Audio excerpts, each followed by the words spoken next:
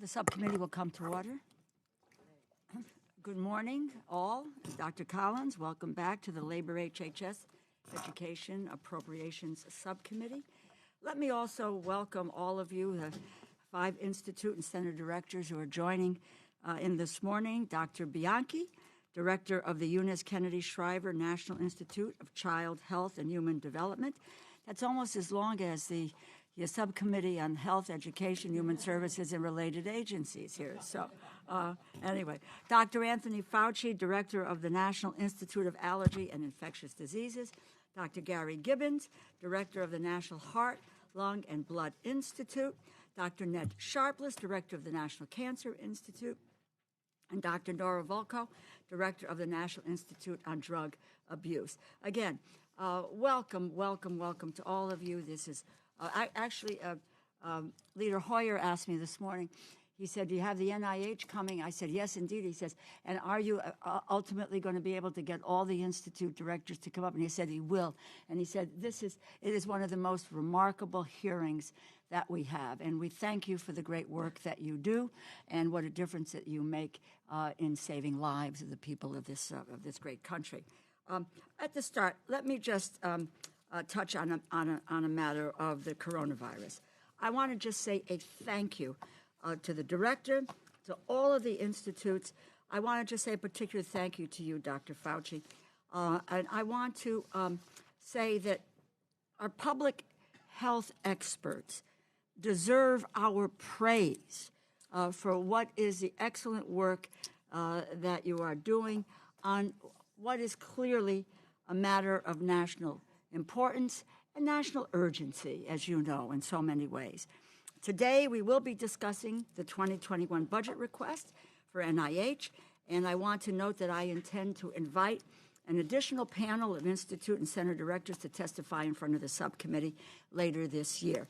Because I believe that we all learn a lot from all of you, and we did that. That happened with us last September as well.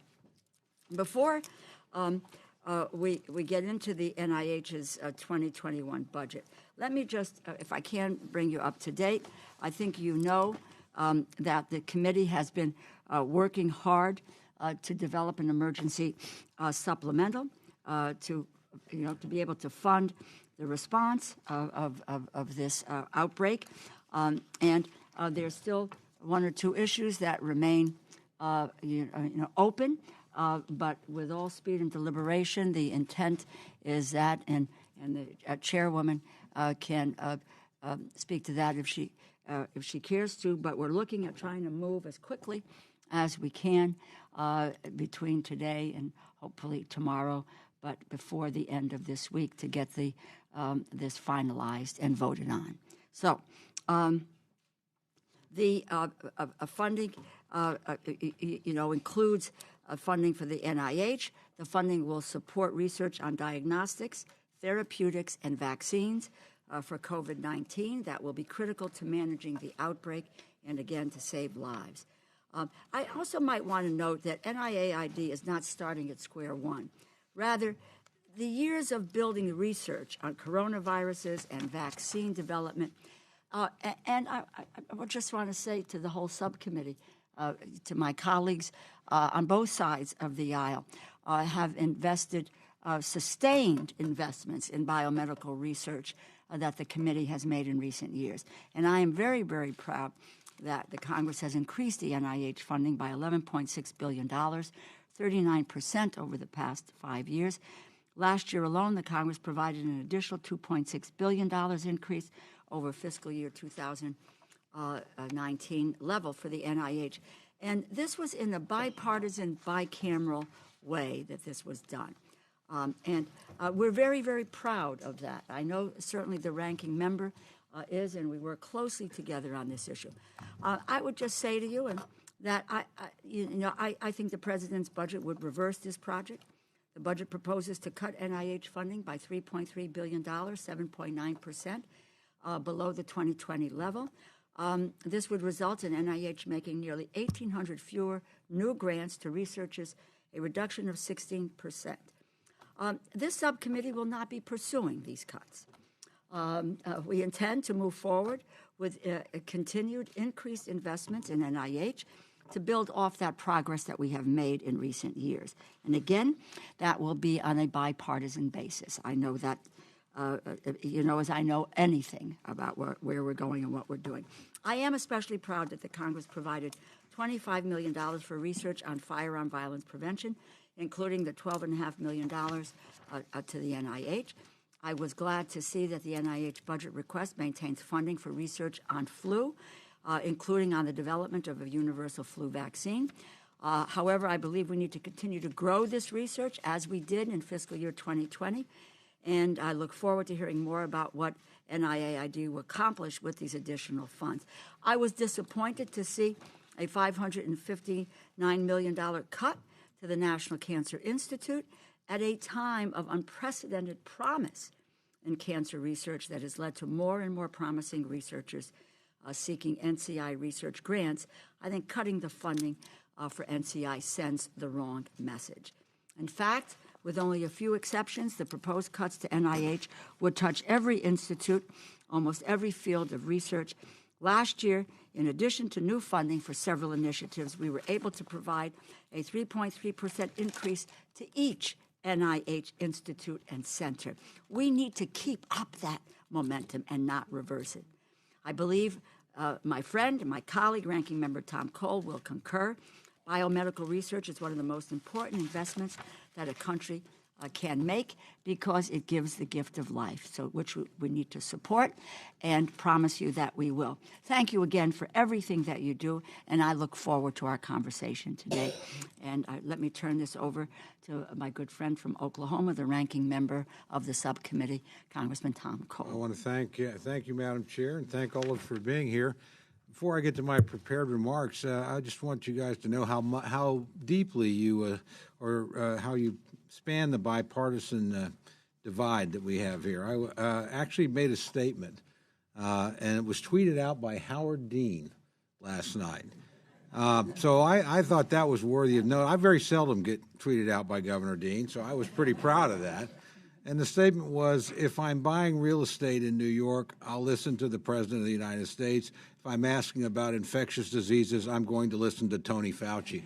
So I think that kind of sums up where we are as a committee. And I want to commend all of you and thank all of you for what you've been doing in the middle of a difficult national crisis. But more importantly, what you do day in, day out, every single day, and the amount of hope you give people around the world, certainly our fellow Americans. And I think you have been extraordinary custodians of the investment that this committee has made on a bipartisan basis for multiple years. I know intends to make again. If we can find any way to do it, we'll do it. And I think we will find a way to do it. And I just, the current challenge that we have, frankly, is a reminder that you need to do these things, and you need to do them on a regular basis. You can't just show up game day and think you're going to be able to deal with something. You have to have made the commitments, the investments over a long period of time to have the infrastructure to do it. I'm very proud of this committee and our counterparts in the United States Senate because we've done that. And we've done it. I'm proud of Congress for this, quite frankly. And this is no disrespect to anybody, but this committee's consistently in the last 5 years gone beyond what any president of either party asked it to do. And it did that because Congress, when we actually doubled the NIH budget many years ago, that was actually also a congressional initiative, if you'll recall. I think Congress actually, because it's very close to the people, has a very keen sense of awareness of how much your fellow Americans value the endeavors that go on at the NIH. So I'll go to my formal remarks. After 5 years of sustained increases for the National Institute of Health, I'm pleased to welcome once again to this hearing room Director Francis Collins. You must get tired of hearing this, but once again, I want to commend you, Dr. Collins, on your long and distinguished career in federal service. You've left a legacy of excellence, and it's really an honor to work with you.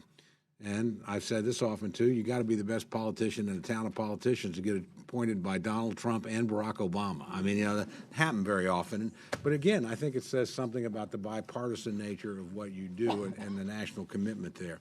I've made no secret of the fact that increasing funding for the NIH is one of the proudest bipartisan accomplishments of this subcommittee. A sustained, steady commitment to increased NIH funding is critical to ensuring our nation's future as a leader in biomedical research and unlocking cures to so many of the diseases burdening our strained healthcare system. The hard work and innovation this funding fosters is part of the sustaining force of the United States' economic growth. Leaders in the House and Senate, Democrats and Republicans, have unified behind these increases over the past 5 years, and I ardently hope this trend continues for years to come. While I appreciate and sympathize with the fiscal restraint expressed in the President's budget, I do not think the reduction proposed for NIH is in the best interest of the American people. To reduce the NIH funding at this juncture would erode the progress we've made, as the chairwoman mentioned, over the past 5 years, signal to the research community instability, and quite possibly delay by years or perhaps decades advances in modern medicine, including curing diseases, finding better treatments for cancer, and unlocking the power of precision medicine. I also want to caution against the budget request's proposed changes to the negotiation for indirect costs, or funds included as part of the grant to cover facilities and administration. This critical funding serves as a foundational element for research, and I support the enacted bill language. I hope, Madam Chair, we continue that restraint. This is a false economy that our friends in some quarters have pointed out, and it's one that will hurt research, not provide additional dollars. We simply, need to protect the institutions that we've been investing in. This past year, we had the opportunity to sit down with the Nobel Prize winner, Dr. Jim Allison. His work on immunotherapy for cancer treatment promises to chart a course for a new direction for treatment for our deadliest cancers. The non-invasive nature and rapid time between treatment and resuming normal daily life is nothing short of remarkable. Moreover, these treatments are coming to market faster than therapies of the past and could take a decade before standard health insurance reimbursement. New applications for research in this area are overwhelming available federal funding, and it's something I hope we look at very carefully going forward. Companies have noticed the promise of such methods and are beginning to invest their own resources as well. 10 years from now, we may have thousands of cancer survivors that under today's treatment protocols would not have been helped. It's stories like this that remind me the support for the NIH has a real-life impact on life, and that every dollar investment is a direct down payment to a better future for millions of Americans and tens of millions of others around the world. I also want to highlight the progress we've made on Alzheimer's disease research. This deadly disease is creating an enormous strain on the healthcare system, families, and the federal budget. It's a rising cause of death and impacting more and more Americans each year. Total spending on Alzheimer's will exceed $1 trillion by 2050 if it remains on its current trajectory. We must make progress. Frankly, fiscally, there's no other option. I'm pleased to learn an international team of researchers, partly funded by the NIH, has made more progress in explaining the genetic component of Alzheimer's disease. Their analysis, involving data from more than 35,000 individuals with the late onset of Alzheimer's disease, has identified variants in 5 new genes that put people at greater risk of the disease. In order to tackle the physical, emotional, and financial toll of this disease is having on families, we must have a better understanding of the underlying genetics. I do not want to take up additional time recognizing all the distinguished Institute directors before us today, Madam Chairman, because quite frankly, like you, I would rather hear from them about the exciting research that they're all involved in. However, I do want to thank each of you and your colleagues and those Institute and Center leaders who are not with us for your passion, dedication, and hard work. I believe the work at the NIH has and will change the course of the disease direction and treatment for many generations to come. And I hope Congress continues to be a supportive partner in these efforts. Thank you, Madam Chairman, for holding this important hearing. Thank you very much. It's now my pleasure to yield to the chairwoman of the Full Appropriations Committee and someone who has had just a major role in making sure that we respond in kind and with alacrity. Congresswoman Nita Lowey. And I thank you, Chair DeLauro and Ranking Member Cole, for holding this hearing, and welcome once again our very distinguished guests. I don't know how you're awake, Dr. Fauci, but Not sure either. it's all those exercise routines. Thank you, but thank everyone, because I know it is a team effort. Let me say at the outset, President Trump's disastrous budget is filled with deep cuts that tear at the fabric of our nation. Instead of building on the historic investments in last year's appropriation bills, the president doubled down on partisan talking points.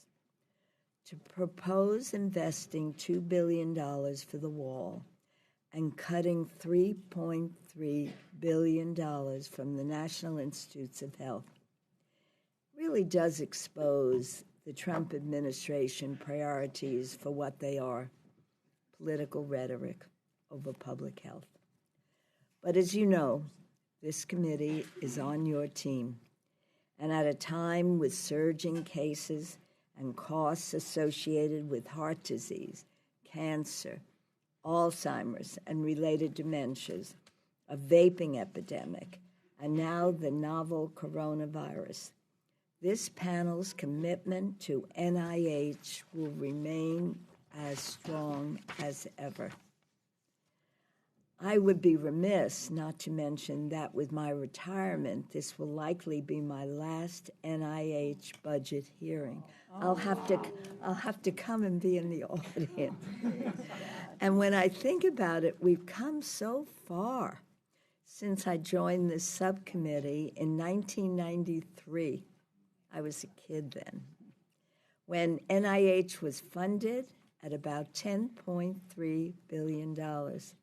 We committed to doubling the NIH budget, then more than tripled it. Together with the great leadership of this subcommittee, in the past 5 years, we have increases at $11.6 billion for a total funding level of $41.7 billion. And frankly, every penny was worth it. And we are so appreciative for all of you, for your talents, for your hard work, for your commitment. It's really been an honor for me to serve on this committee.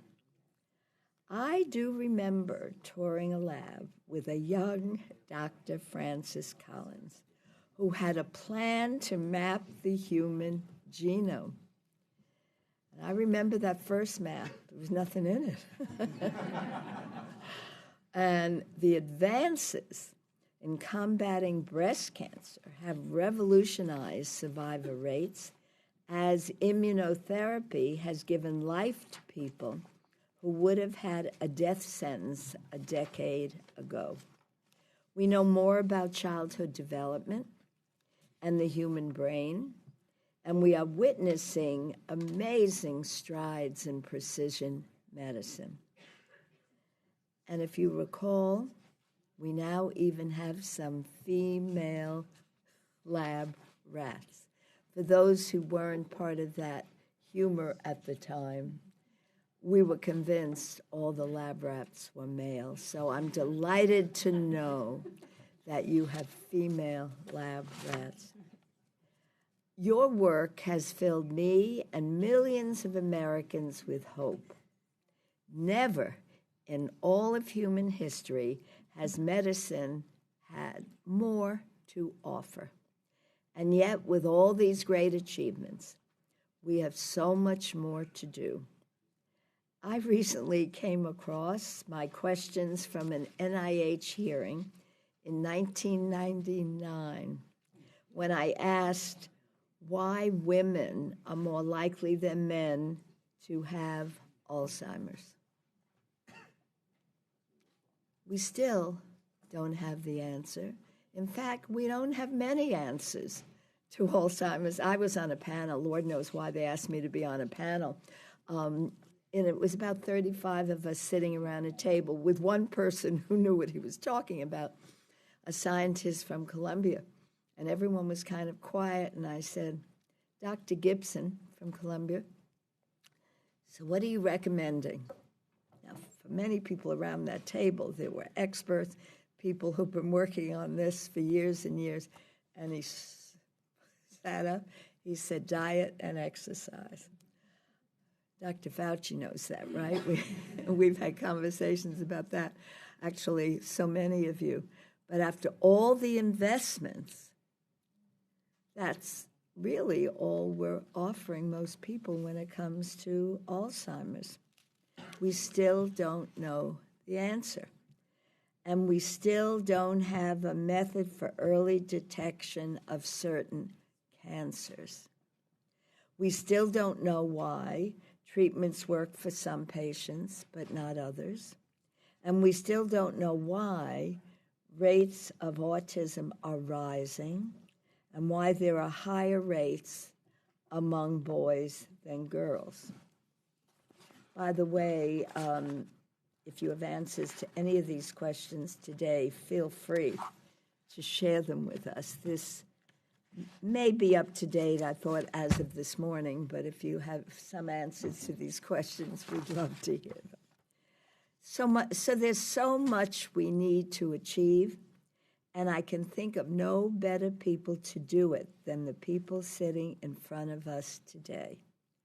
You have saved lives. You have eased suffering. You are our superheroes. And with the polarization in our politics, if the American people could see how we come together to fund such important work, I was going to say they would be proud. They'd probably be shocked. But maybe we should invite more to really understand how bipartisan the NIH is and how bipartisan this committee is. And that is why we cannot let a partisan budget request stand in the way of saving lives. So I thank you all. It's a pleasure for us to welcome you once again, Madam Chair. Thank you. Dr. Collins, I'm going to turn to you for testimony, and as you know, your full testimony will be entered into the record and yield 5 minutes of time for your testimony. Thank you. Well, thank you, and good morning, Madam Chair DeLauro, Ranking Member Cole, and especially Chairwoman Lowey. Did not realize you were going to make this announcement about 1993 to today. I think 1994 was the first time I appeared in front of this committee to defend the Genome Project. So thank you for that reflection. On behalf of the National... Stop ignoring the NECFS crisis. Over 1 billion are sick, disabled, or bedbound. Please. She's saying.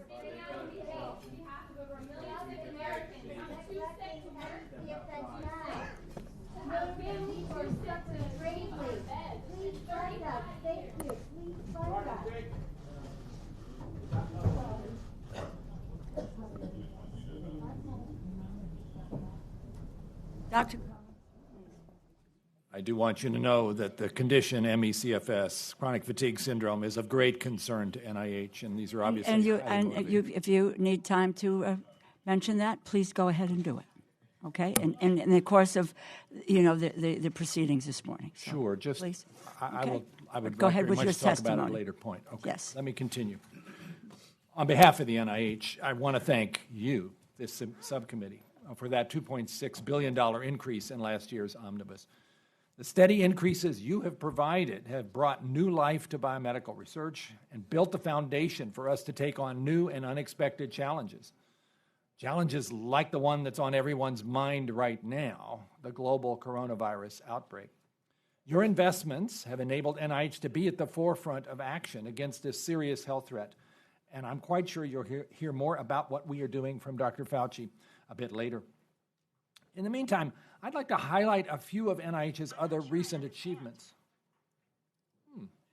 My computer is talking to me. And maybe I could turn your attention to the screen. When Science Magazine announced its short list of breakthroughs of 2019, 3 of them were supported by NIH. The first is the life-saving progress we've made against Ebola virus disease, including the first effective therapies.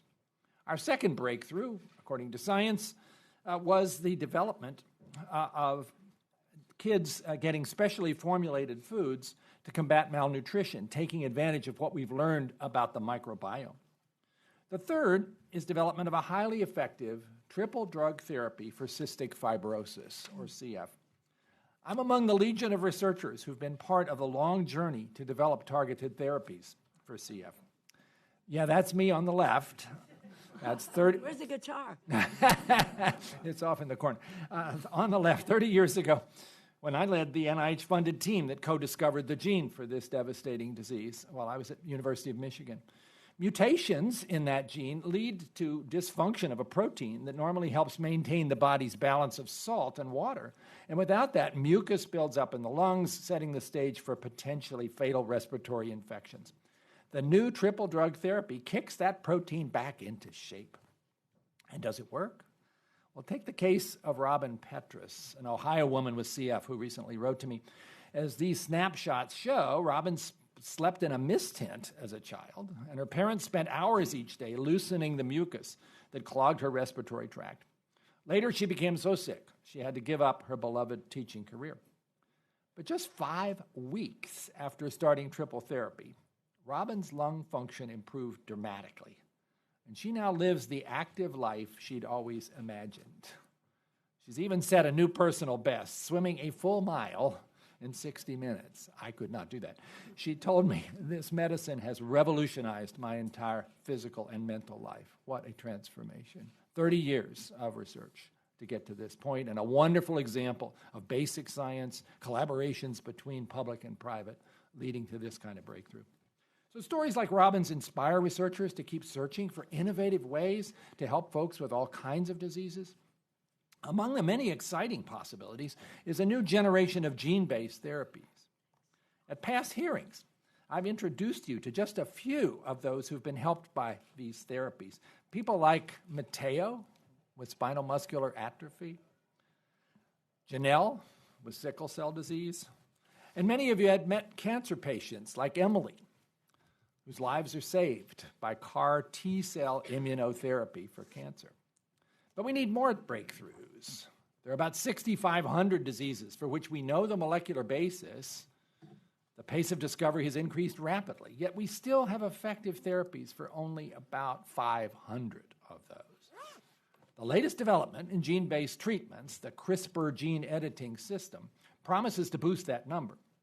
CRISPR provides a precise find and replace function for DNA, allowing cells to be reprogrammed to correct disease-causing misspellings.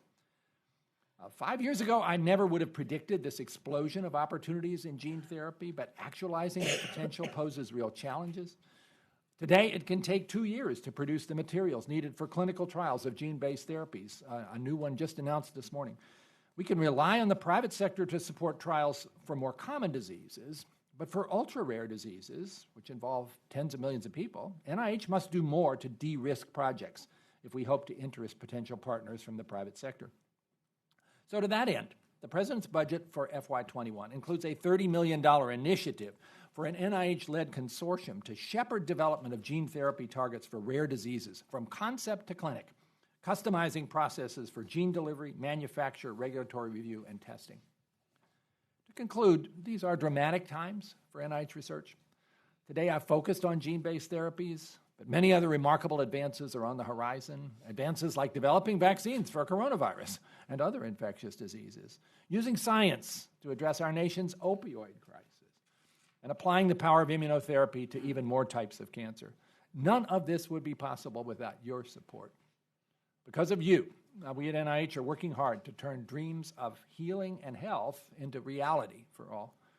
So thank you, and my colleagues and I look forward to your questions.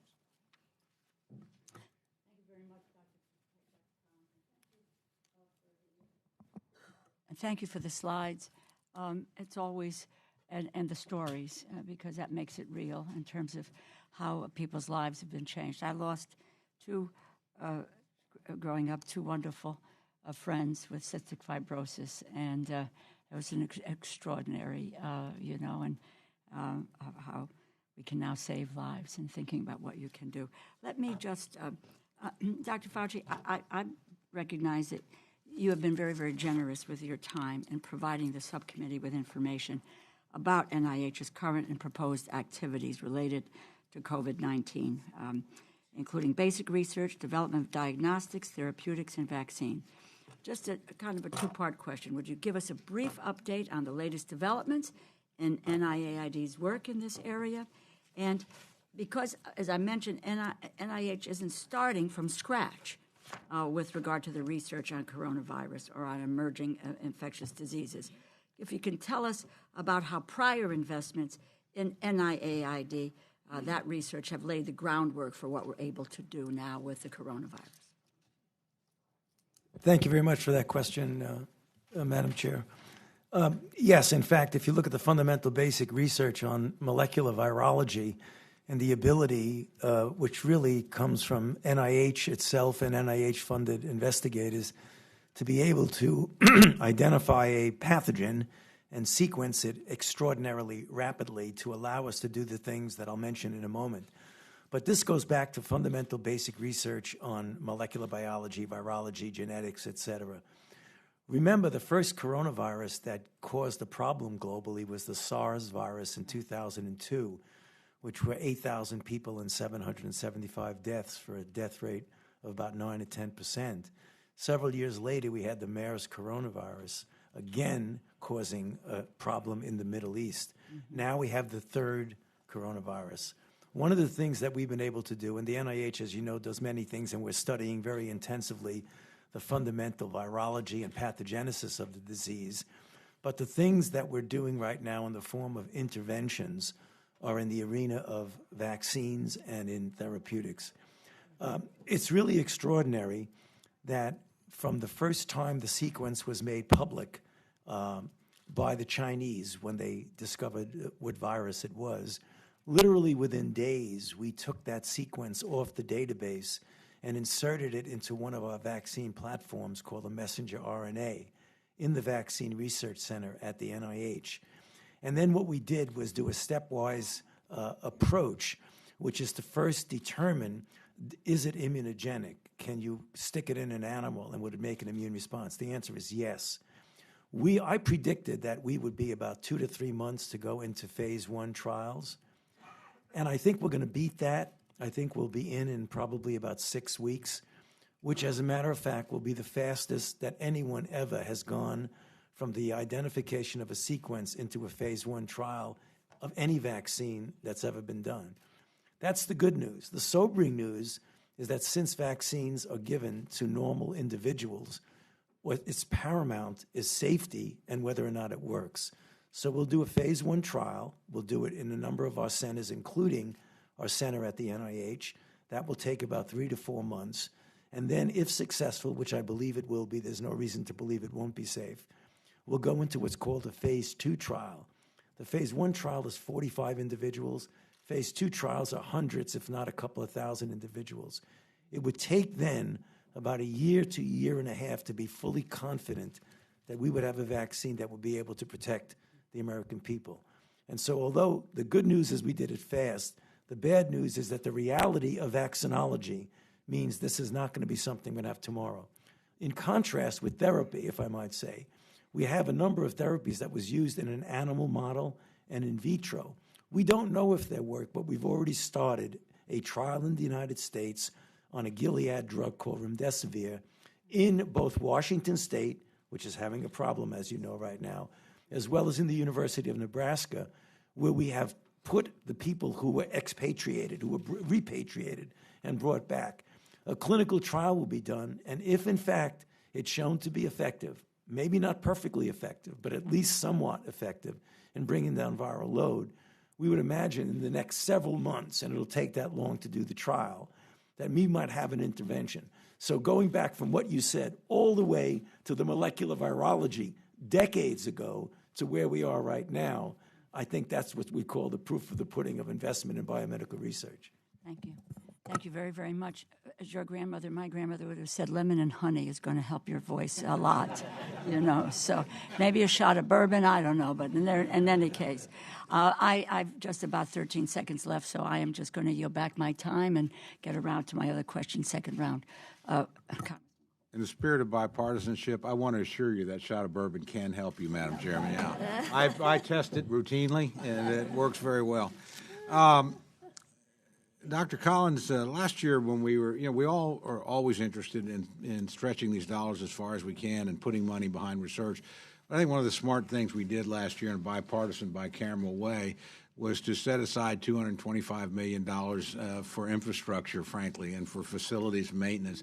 And we know that does not meet your needs. The idea, I think, the hope would be, we'll see where our allocation is, what we can do, but that would be something we could sustain on an annual basis for a number of years, so to let you catch up to where you need to go. So one, could you tell us sort of how that $225 million has been used? Two, what would you do if you had additional funds in the next year of comparable size? Congressman Cole, I really appreciate your raising this issue because it is critical to the effective functioning of this remarkable engine of discovery, the National Institutes of Health and its intramural program.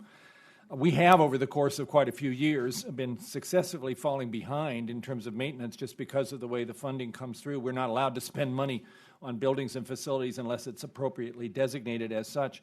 And we now add up where we are. We're about $2.1 billion in the hole in terms of the kinds of funds that would really ideally be necessary to keep the place in the kind of circumstance that you would like to see. And we've had a number of really major problems in our clinical center, which have caused quite a lot of difficulties in terms of being able to take care of patients. I can, if you like, if it comes up here, show you a particular example of just some of the things that you can see have happened in the course of just the last few months in terms of floods. We've had to close down big parts of our clinic at times. So we have a big backlog of needs. The National Academy of Sciences was asked by the Congress to look at this issue and agreed that we need a urgent attention to this matter. We also believe we need, in order for the clinical center to be fully effective, to replace our current operating rooms, which are at risk of having leaking in the ceiling in the middle of an operation, and that's obviously something you would never want to see happen. And so we have on the books all ready to go a surgery radiology wing, with the cost of which, though, is about $500 million. What you have done in terms of increasing the support for this has helped us hugely, and it will help us both with the backlog of maintenance that we need to pay attention to, but also to try to build up sufficient amount of funds to start that new wing. And it will be greatly much appreciated if that can be also sustained in FY21. You saw the President's budget actually did call this out as a special need by increasing that number for B&F to $300 million. So I know this is not sexy in the same way as we're going to cure cancer or we're going to find a new answer for autism, but without the infrastructure, we can't take care of patients in the way that they are counting us to do. Gosh, the fact that you showed up with slides might suggest to people we'd coordinated this in some way. That would never happen. Never want to miss the chance to show visuals. Dr. Gibbons, heart disease and stroke are 7 times higher in American Indians, Alaska Natives, than among their white counterparts, I regret to say. And certainly my state, which has a high concentration of Americans, actually has the highest death rate from heart disease in the country. So could you tell us what the NIH is doing to address these health disparities and describe some of the progress you've made in recent years? Yes. Thank you for that question that addresses really an important concern. We have an important health disparity. As you pointed out, we particularly have concerns about rural populations. And we recognized that and started a new cohort study. Our institute is known for the Framingham Heart Study over 70 years ago of taking communities and starting to dig deep and understand what are the driving factors. We've now taken this to a program that's actually called Rural, that focuses in on Kentucky, Alabama, and other areas with large rural populations. That's where we're seeing actually cardiovascular disease going in the wrong direction, as it is with certain populations of American Indians and rural Americans. Similarly, we're engaged in studies like what we call Decipher. It's where we're taking community-based efforts to address how can we engage communities in the process of creating healthier communities, recognizing that often there are social and behavioral and cultural factors, and so that involves a community engagement strategy. In fact, Dr. Fretz is a Native American who's leading an effort. She's now the principal investigator of our Strong Heart Study, which is based in Oklahoma, the Dakotas, and Arizona. And she's engaged in a project to promote healthier lifestyles, particularly in American Indian communities. In fact, taking them into a more traditional diet of fruits and vegetables, whole grains that we know can help prevent heart disease. So this is very top of mind and high priority. Thank you very much. Thank you, Madam Chairman. Congresswoman Lowey? Thank you. I think I ask this question every time, Dr. Gowen. Are we learning anything about the development of Alzheimer's? How far are we from even a temporary, I won't say a cure, but let me ask you, how far are we away from a cure or real prevention? Alzheimer's. I wish I had a crisp answer to that, but I would say progress in the last few years has been really impressively moving forward. We have identified pathways that are involved in Alzheimer's disease, going well beyond the amyloid and the tau hypothesis, which has been so dominant.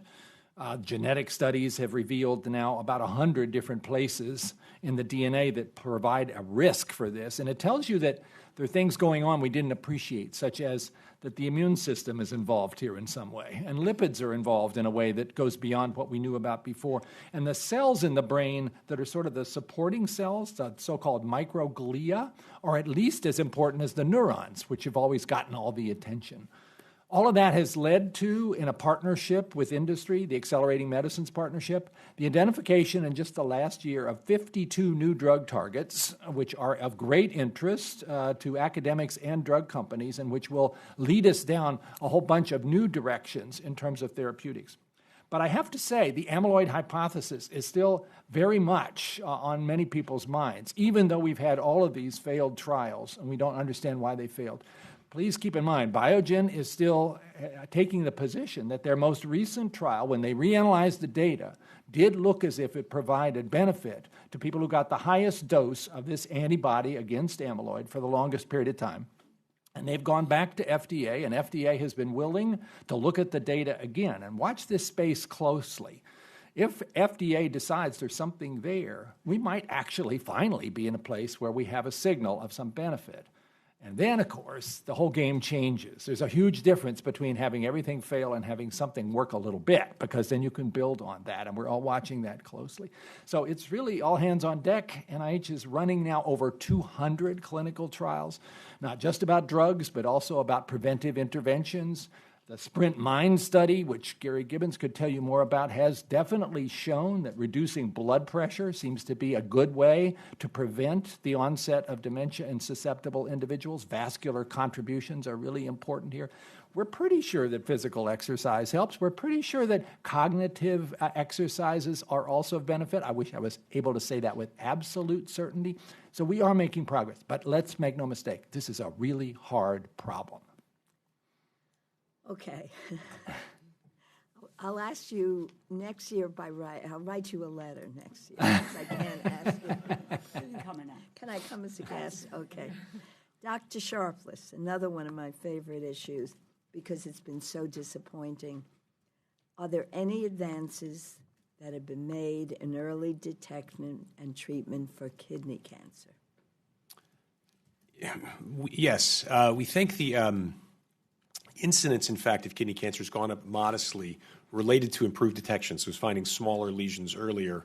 This provides some challenges because when we start detecting very small cancers, we always worry about this issue of overdiagnosis and overtreatment and detecting really dangerous cancers as opposed from the more indolent type. But I think that kidney cancer is an important human cancer where we have made some progress, but there's more to be made. It is not one of our most outstanding successes in the cancer world. Immunotherapy has some role for these patients. In terms of early detection, we are still considering a number of approaches, including, I think perhaps the most promising right now, in addition to imaging, is the ability to detect nucleic acid in the blood, so blood tests for something like kidney cancer or other related cancers. So we have a number of approaches, but stay tuned, it's still early.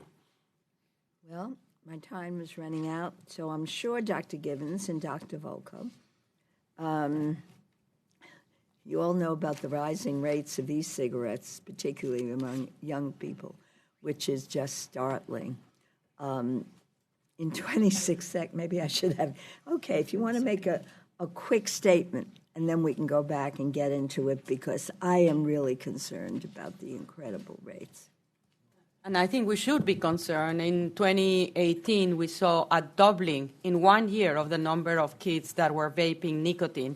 And in 2019, we saw a doubling of the number of kids that were vaping THC. So the concern is, of course, that these kids are becoming addicted both to THC and nicotine, and we may lose the big battle that we've won over combustible tobacco with all of the adverse consequences. So, yes, we should be very concerned. So we'll save it for the next round. I don't want to overstay my welcome. Thank you. Congressman Harris. Thank you very much, Madam Chair. And Dr. Fauci, I'm surprised you have a voice left at all. It appeared to have been everywhere. You must have like twins or something. You're everywhere. Let me ask you a question about, because you used the word "the sequence" for the coronavirus 19, and that's the one I take it that the Chinese have shared with that sequence. My understanding is also that they've been unwilling to share other samples of the virus. That sequence just one place and time, and that it would be useful to know, to see other samples. Is that true? I mean, from a scientific point of view, is that something that would be useful? It would be very useful, but we're mitigating that problem, Dr. Harris, because we now have, unfortunately, enough cases in our own. Yeah. But that's of concern to me, that the Chinese did not share that, because I don't know. Look, in this instance, days or weeks might be very important, and I'm afraid that we might have lost days or weeks because the China's unwillingness to share those early case samples. Now, the fatality rate is, of course, controversial, because WHO just announced that they think it's 3.4%. You've been, I think, quoted in the New England Journal of Medicine a few days ago as, well, it's probably less than 1%. No. Is that, where do you think it's going to end up? Because we don't know the denominator. But right? You said it, sir. If you look at the cases that have come to the attention of the medical authorities in China, and you just do the math is about 2%. If you look at certain age groups, certain risk groups, the fatality is much higher. But as a group, it's going to depend completely on what the factor of asymptomatic cases are. So if you have asymptomatic cases that are a lot, it's going to come down. What we're hearing right now on a recent call from the WHO this morning is that there aren't as many asymptomatic cases as we think, which made them elevate, I think, what their mortality is. You know, as well as anybody, that the mortality for seasonal flu is 0.1%. So even if it goes down to 1%, it's still 10 times more fatal. When will we know with our own data, do you think? We will know with our own, I hope it's, I'm torn, Dr. Harris, because if we get enough data to have a big N, it's going to be bad news for us. But we're learning more and more. The thing that's encouraging is that as part of the WHO umbrella team that went to China finally after a long period of time, there were two USA individuals on there, one from the CDC and one from the National Institutes of Health. He has come back. He is now in self-isolation in his home, but he's going to be giving us a report pretty soon about that. And I think from him, you know him, Cliff Lane, he's the individual who's my deputy. And I think we're going to get the information you need. Good. Well, thank you. Dr. Collins, a couple of questions about data and information sharing. In your budget justification, it said the NIH is in the process of updating its data sharing policy. I'm curious if you have any information on the amount of data that's indeed shared by NIH grantees, and whether you believe mandatory sharing of data should be a requirement of all those receiving grant funding. And a related question, the administration has suggested that, if someone receives federal funding, the published research should be available free upon publication, not a one-year waiting period, but free upon publication. So could you comment on those two, what I'd call, just kind of transparency issues with regarding federal funding? Those are very much on our mind, Dr. Harris, and certainly in terms of having our grantees share the data that they've generated with public funds, we feel very strongly that's part of their responsibility. And certainly the data sharing policies that we have been putting together make that increasingly clear. There's some legal limitations on our actually making that a mandate, but we can certainly put in terms of a term and condition of the award that that's the expectation, and we can monitor that to see if in fact it is happening. With regard to publications, we also believe that if the public is paid for science, the science ought to be accessible to people who are interested in looking at it. As you know, this is a controversial topic because some of the journals would find this to be an existential moment for them if everything was free immediately. We are working in that direction. We have, for a few projects, like the Cancer Moonshot, like the HEAL initiative, required that everything that comes out of those projects has to be accessible at the very moment that it's published without any charge or any firewall. And that is a signal of where we want to go eventually. But this is a complicated negotiation. That's right. But is it your feeling that it would be an existential threat, or that the journals could probably find a way around it? I think all the journals are looking at options that they might try to adopt as alternatives to those that require complicated and expensive journal subscriptions. Thank you very much. I yield back. Congresswoman Lee. Thank you, Madam Chair. Thank you, Ranking Member, for this hearing. Thank you, Dr. Collins. Thank you for your team. It's always good to see you.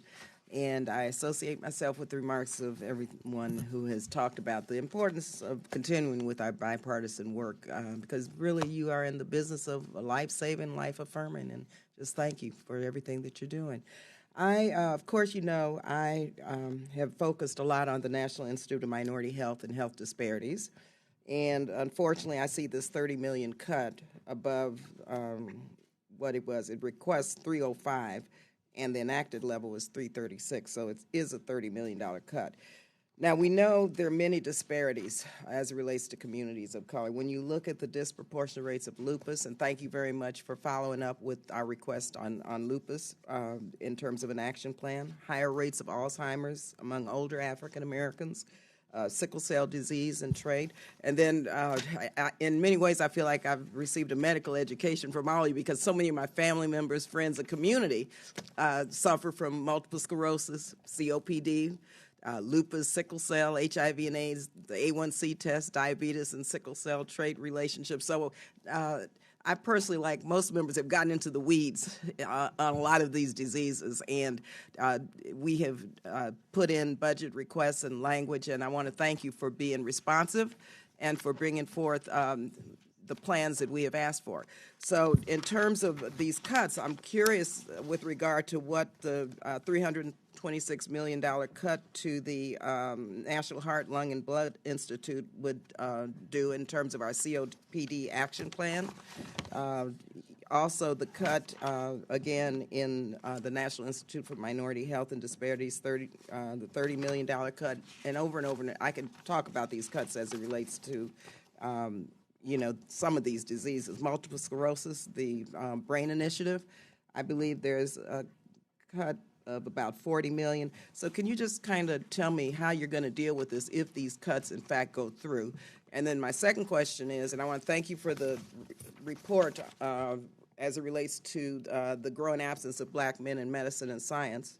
And we're working very closely now with partners in this, and I wanted to ask you with regard to the Common Fund, how can we support more comprehensive work, because this is outrageous in terms of what's happening to black men in medicine and in the sciences, and how we can help fund the National Academy of Sciences and doing based on their roundtable work that they want to continue, and can we look to the Common Fund? Unfortunately, I see a cut of $196 million less, and so can we, no, I'm sorry, $42.6 million less than 2020. So can we kind of talk about how we're going to address these issues within this budget? There's so many important questions there. Let me just try, because I know time is short. With regard to what NIH does when we encounter a circumstance of really significant resource constraints, I think all of the people at the table would agree with me that we try to still identify what our priorities are and try to protect those as much as we can. We look around to see if there are things that could be slowed down without quite as much of a serious impact, but it is painful to try to do that. In every one of the areas you talked about, we would have to struggle with exactly that kind of priority setting. I'm really glad you raised the issue about our workforce and the need for more representation from underrepresented groups. Our workforce does not look like our country, and it should.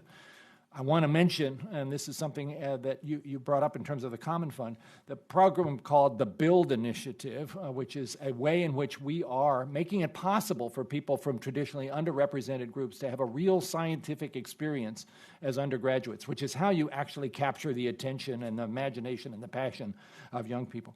And that program, which has now been going on for 4 or 5 years, is actually looking very promising. And none of these programs we would do would be done without really evidence-based analysis. We're not going to support things that don't work. We also have supported a national mentoring network for people who may not be like me, a white male who would naturally have a network that they could depend on. That has also turned out to be quite positive. You are right that maybe an area we're particularly worried about is African American men. We have a recent initiative we're discussing with the NCAA about how to interest athletes in science and provide them with scientific opportunities like summer internships in a research lab so that that will be seen as a more attractive possible career path with mentors and role models that they can learn from. So we're all over this. We have new partners with new ideas coming out of the National Academy report. Would it be possible to work with your team to present new strategies, new ideas, and see if we can develop some broader partnerships that would actually enhance what you're doing? Absolutely. We're closely aligned with the National Academy on this topic, and they've been very much partners, and we would like to build on that and do even more. Okay, thank you very much. We'll follow up. Thank you, Madam Chair, and thank you all for being here. Good to see you all again, and Dr. Collins, appreciate your many years of service. And I wondered if you and also Dr. Sharples could talk briefly about the President's Childhood Cancer Initiative. That's something that I know we funded, and just wondered if you could give us an update on that. Dr. Sharples is ideally suited for that. I'd be happy to take that. You know, childhood cancer is an area where we've seen significant progress over the last few decades, but we still have a ways to go. There are still clearly too many kids dying of cancer in the United States, and there's still, even the kids we're able to cure are often left with lifelong survivorship challenges because of significant surgery and radiation therapy and chemotherapy. So it's an area where we need clear progress. And you know, the administration announced this as a top priority of theirs to make progress in childhood cancer, and the president announced this initiative at the State of the Union more than a year ago. And now Congress has appropriated the funds, and we're tremendously grateful for that important devotion of effort and resources to this topic. So it's underway. We have had a sort of convened a lot of the thought leaders in the community about how to make progress most expeditiously in childhood cancer. We have charged the working group to come up with ideas, and we're well underway. The focus here is on sort of how to use data better for childhood cancer and sort of radical data aggregation. I suspect, for example, we'll be able to create a registry that has data on every child with cancer in the United States, and that will, in terms of outcome and follow-up, that will be a significant, an improvement over what we have now. So it's a very exciting initiative that's really getting started. Okay, thank you. And Dr. Volkow, I wonder, in the past, you've discussed efforts to develop non-opioid alternatives to help manage both acute and chronic pain. I wonder if you could give us an update on the status of that research and some of the innovative approaches that might be coming down the pipeline. Yeah, thanks for that question. And indeed, the generous support from Congress that gave us $500 million to our base to actually address interventions and science that can solve the opioid crisis has enabled us to advance enormously our investments on understanding pain, transition from acute and chronic, but also to develop new therapeutics and to determine what implementation we can currently do to help patients that are suffering from chronic pain. As a result of that, there are several projects that have emerged, including the creation of a network that will enable two networks. One of them will enable the development of new molecules and testing, and the other one will enable the testing in patients with pain of the interventions. And this is done in industry, with partnerships with industry, so that we can help accelerate, but also with academic centers. And in terms, again, this has been an incredibly challenging area to develop treatments that are as effective for pain, but safe, And yet, and that's why it's so incredibly relevant that we create the partnerships with pharmaceutical industry.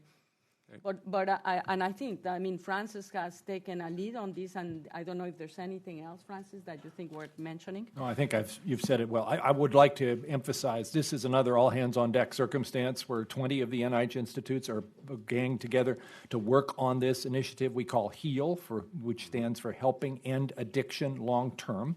And for that, we need to have non-addictive but effective pain medicines. And we are working quite quickly in that space, recognizing it's a really hard problem. Thank you. Dr. Fauci, we've been talking a little bit about the coronavirus, and I wondered if you could comment on some of the partnering that NIAID has been doing with BARDA on the development of medical countermeasures for these threats in general, biological and pandemic threats. Yes. Thank you very much for that question. It transcends coronavirus, certainly, because, as the NIH's fundamental mandate and work is in fundamental basic research and its translation into translational research, which is then translated into a product for intervention. And if you look at the things that are now out from a number of diseases, from HIV to Zika and now to corona, it's essentially a process where we do the initial fundamental research, bring it to its early stage of development, usually in a phase 1, and hand it over to BARDA. What BARDA does, get their resources and partner predominantly with either biotech companies or larger pharmaceutical companies to make a product based almost invariably. In fact, if you look at some of the things that have now come out with products, almost every single one of them, with few exceptions, has NIH fingerprints on them from the very beginning. So I think it's really a nice marriage and part of the continuum from the fundamental research to the product, and it's worked very well.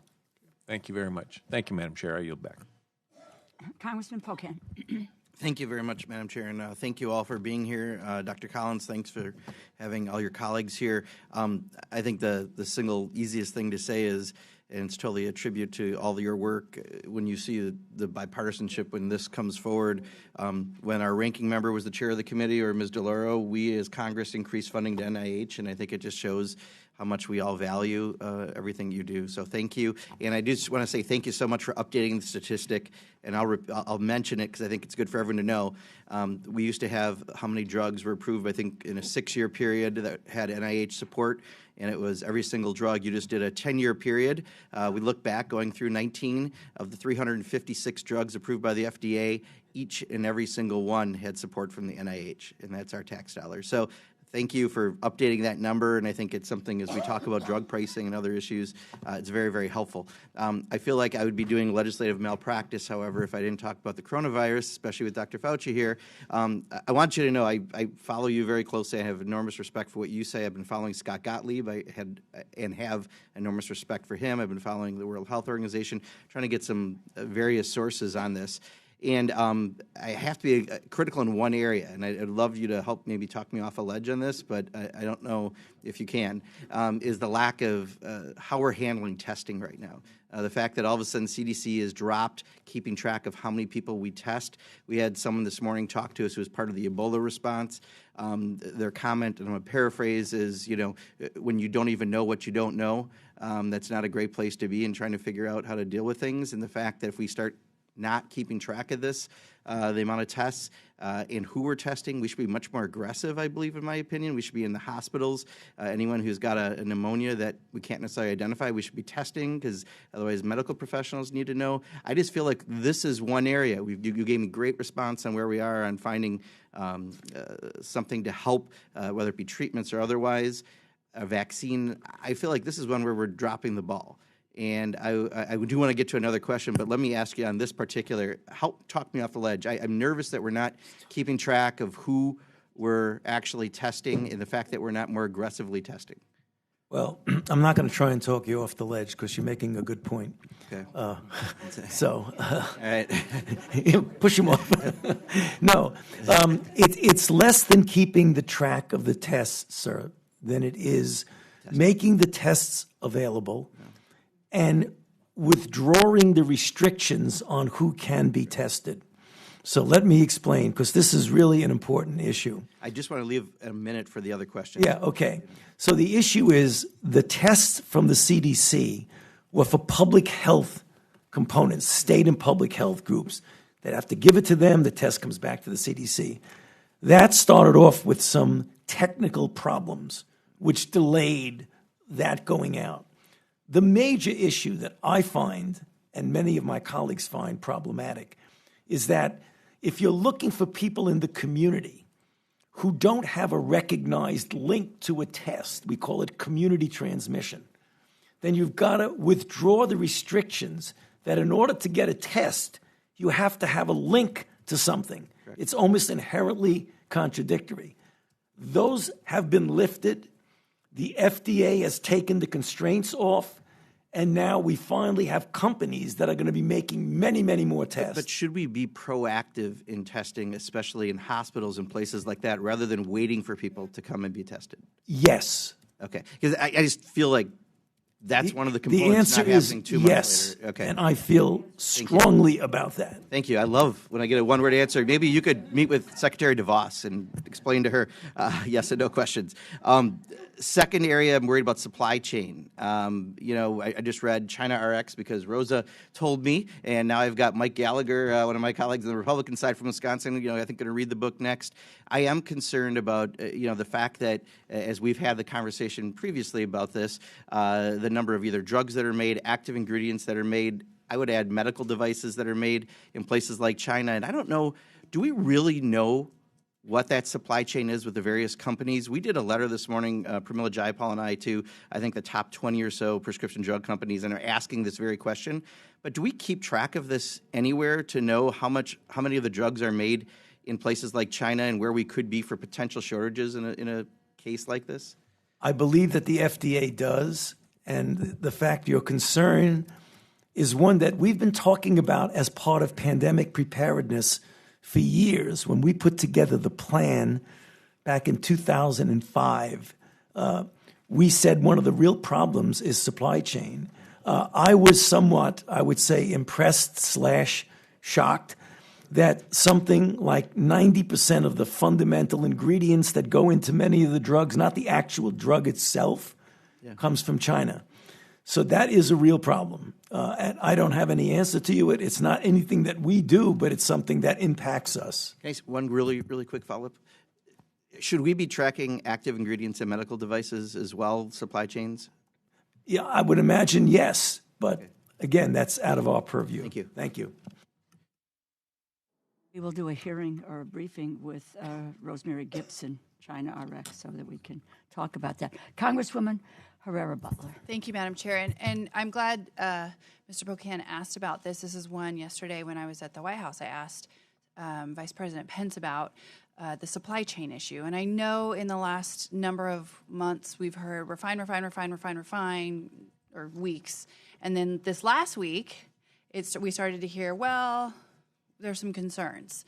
I think February 27th was the first time that a prescription manufacturer noted that there's a supply chain issue with regard to the coronavirus. Now, we've already seen shortages for unknown reasons of things like immunosuppressive drugs. And this is an area that I'm very focused on, seeing if what the solutions can be in the short term. Because people say, go get 3 weeks of your prescription. Well, if your prescription's being rationed, you can't do that. What types of solutions can we, so there's now, and the coming year that we're going to be dealing with maintenance and treatment of this virus. What should we be doing? What can you see? And then obviously there's the big picture. You talked about needing to fix the supply chain overall for preparedness. Could you speak to that? Well, the supply chain problem is, as you will know very well, a long-term problem that has been brought to our attention multiple times. And then when you have something like this, you realize you have a supply chain problem, which you cannot fix immediately. And there's no real easy fix for it. I don't have an answer for you. But maybe this would be a lesson as we go forward that, as I've said to this committee many times, this isn't the first nor the last emerging microbe that we are going to be confronted with. And if one of the issues that's vulnerable when you have an emerging infection is getting cut off from things that we depend on from other nations. So I'm sorry, can't tell you what to do tomorrow or next month, but maybe we could talk about the future and how we might turn the knob a little bit. I'm interested in that. I want to hear about the future and how we can change the big picture. I do think there are some immediate solutions that I'm going to be asking the administration to be considering and the different task force to make it easier for people to access their prescriptions, if maybe it's even accessing a brand that's available over a generic that's not available, and how can we help make that cost effective for patients and hold them harmless? That's an area that I'm looking at for the immediate short term because people need to have access, period. The other thing I wanted to ask about is, and I don't know if you can speak to this, but you're professional. So being from Washington State, and my district's on the coast, I'm in between Seattle and Lake Oswego. Obviously, people at home are very attuned to what's happening. The state has requested, and there's been a lot of coordination. I've been on the phone with all sorts of the governor's talking, the vice president's talking, to the task force talking to our senator. Everybody's mobilizing, and I am very proud of our public health response. I'm grateful for the CDC and even FDA folks were on the plane immediately. So we are moving forward. One of the things that was asked, and it's kind of around the strategic national stockpile, which is not necessarily under your jurisdiction, but perhaps you could speak to. We've made a request for personal protective equipment. I think we're only at about half of that has been let to us as a state. And then also what's your opinion about expanding CDC testing criteria? Because I agree. I actually think, so the state can only test a certain amount of folks. We need it in the commercial labs available for people to go in and test. Would you support expanding that criteria so we could get more people access? Your thoughts? Yeah, I would support expanding criteria means withdrawing restrictions. That's the point. I just want to hear it another way. Yeah, okay. I think we can't say it enough. Yeah, right. And I feel very strongly about that. Washington has a very good public health group.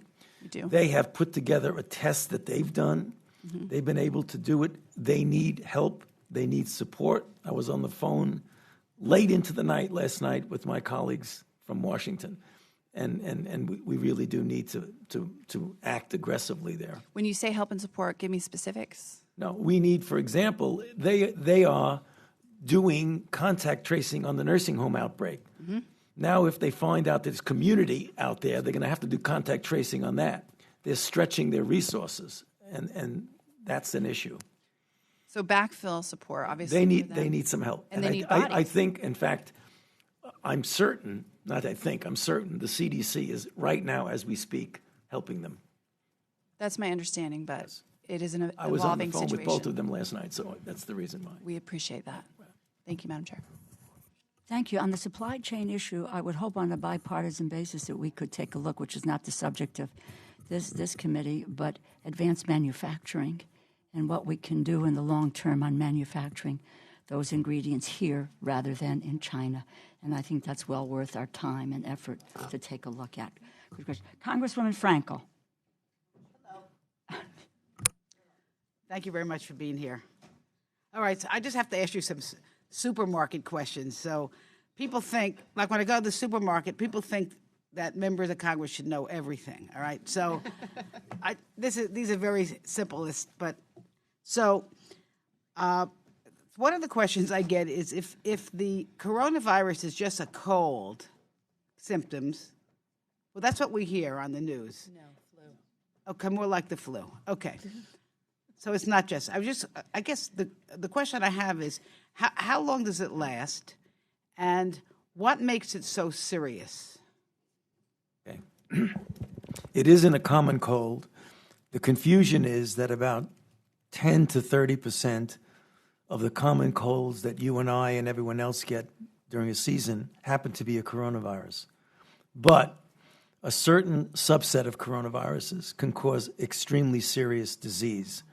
They did it with SARS, they did it with MERS, and now they're doing it here with the novel coronavirus. The reason it's serious is that a question that was asked by Dr. Harris is that the mortality of this is multiple times what seasonal flu is.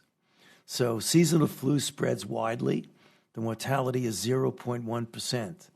Right now in China, the mortality for this particular infection is, the latest report was 3 to 4%. It might be a little bit less. It isn't a cold. It's very interesting that most of the common colds have upper respiratory infections. This virus, not to get too technical, the component of the virus that binds to a receptor in the body to allow it to infect, those receptors are rich in the lung. That's the problem. It binds to it. So a person can present no sneezing, no sinusitis, fever, shortness of breath. You do a chest x-ray and you have pulmonary infiltrates. That's not the common cold. Okay. Well, thank you for that. I'll have a better answer for people. Next question, if you're able to comment on this, in terms of your research, is there anything that you think the FDA can do to speed up your research? I see a shaking of the heads by Dr. Collins. You're referring to coronavirus or specific? any drug that you've been researching. So we work very closely with the FDA. We actually have a joint leadership council. Maybe that's a better question. Is there anything that we can do to speed up the FDA? Yeah. Well, Tony, maybe you should say specifically with coronavirus, because FDA has been all hands on deck in that space and has been very recently pretty actively enhancing the ability to do laboratory tests. I don't think there's anything that you could do to speed up the FDA. Quite frankly, they may need more resources to do the kinds of things they're doing. But we have, that's right, Madam Chair. But we have very good relationships with them. They have been very, very cooperative and collaborative with us in trying to get these countermeasures out as quickly as possible without cutting corners that would impact safety and our ability to evaluate efficacy. Maybe the former acting commissioner of the FDA might want to answer this question as well, since he's now the head of the Cancer Institute. So, yeah, what could the Congress do to help the FDA there, Ned? Yes. That's an interesting question. I'm here as NCI Director today. I don't really want to speak on behalf of the FDA, a different federal agency. But I think, this a challenge like this is really trying for the Food and Drug Administration because it's so sudden and the sort of machinery is built to be deliberative. I think probably the device center's decision-making about making these LDTs, the lab-developed tests, more widely available and releasing those restrictions is a really important development. That I think the academic labs will be able to bring these tests up to speed very quickly. I think they're definitely going to need more funding. I think they have some significant hiring challenges at the FDA that I worked on a lot. 21st Century Cures gave them a new hiring authority that was much appreciated, and I suspect they'll be using robustly. But they're really great people, and I'm sure they're up to the task. I think I'm running out of time, so one more question on Alzheimer's. Is the private industry doing any research? Because I've always heard that because it's so expensive that they really are cutting back on that. They are, but it's not all companies. Again, I have the privilege of serving as the co-chair of the executive committee of what's called the Accelerating Medicines Partnership, which is focused on Alzheimer's as well as rheumatoid arthritis, lupus, and diabetes. And there's 5 companies there that are invested in this in a big way. And they have been willing to put their funds as well as ours together into a partnership where all the results are open access. But it has been concerning that a number of other companies have ceased working on Alzheimer's disease because of so many clinical trial failures. We need them to come back. I mentioned earlier we have more than 50 new drug targets. We're trying to encourage them to get interested again. Okay, thank you. I yield back. Congresswoman Bustos. Thank you, Madam Chair. Well, first of all, thank you for answering so many of the questions that we have around coronavirus, but I'm going to actually switch topics. Is that okay? I'm from Illinois. The congressional district I serve is 14 counties, goes up to the Wisconsin state line. Mississippi River's on the western part of my district and then goes into central Illinois. 11 of the 14 counties are rural, and then we have the population centers of what we call the Quad Cities, Peoria and Rockford.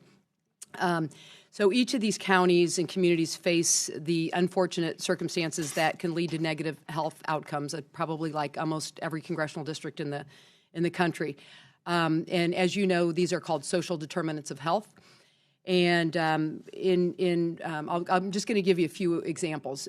In Peoria, Illinois, we've got a problem with food deserts. And heard a story from a person in my district, takes them 16 bus stops to be able to access fresh fruit and vegetables, 16 bus stops. And then in Rockford, Illinois, Congresswoman Lauren Underwood just came to my district. She's the co-chair of the Black Maternal Health Task Force. And so we brought her in so we could bring health professionals together and find out why do we have, in the state of Illinois, 6 times, black women are 6 times more likely to die as a result of pregnancy-related conditions than white women. So it's something that, again, social determinants of health. How do we get to this? We have a hospital in my district that took them 7 years to hire a primary care physician. 7 years. And then we've just closed within the last year or two the obstetric services out of Pekin, Illinois and Galesburg, Illinois. So those are some of the examples that we're facing. So along with Congressman Cole, we introduced the Social Determinants Accelerator Act. I'm very proud that we've gotten that out there. But here's what I'd like to ask you, and maybe Dr. Collins, you can start, but would love to hear from the rest of you on this. The National Institute on Minority Health and Health Disparities has a strong focus on social determinants of health. But each of your institutes obviously has skin in the game on this. So I'm wondering if you can talk about how you're working together to address this, what I can take away from this. Love the powerhouse that we have sitting in front of us, and that's what I'd like you to focus on for the couple minutes that we have here. And it's a wonderful topic, and in fact, every one of the NIH institutes, as you say, has skin in the game in various ways, and I could give you many examples because of the time. Maybe I'll first ask Dr. Bianchi to say what we're doing in terms of this very thorny and difficult and important issue of maternal mortality, which is particularly a problem of health disparities. Thank you, Doctor. Thank you. NIH really shares your concern. The problem that we have is, although maternal mortality is rising, it is still a relatively rare event. So it's very difficult to study it. There are only about 700 women. It's too many, but it's hard to study, 700 a year.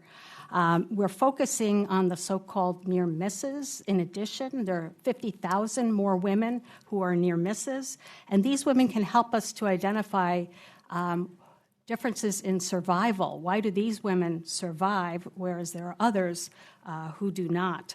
We also really need to understand why is there a difference in African American women, as you mentioned, but also American Indian women, as well as Alaska Native women, who all have higher risks of mortality, as well as all women over age 40.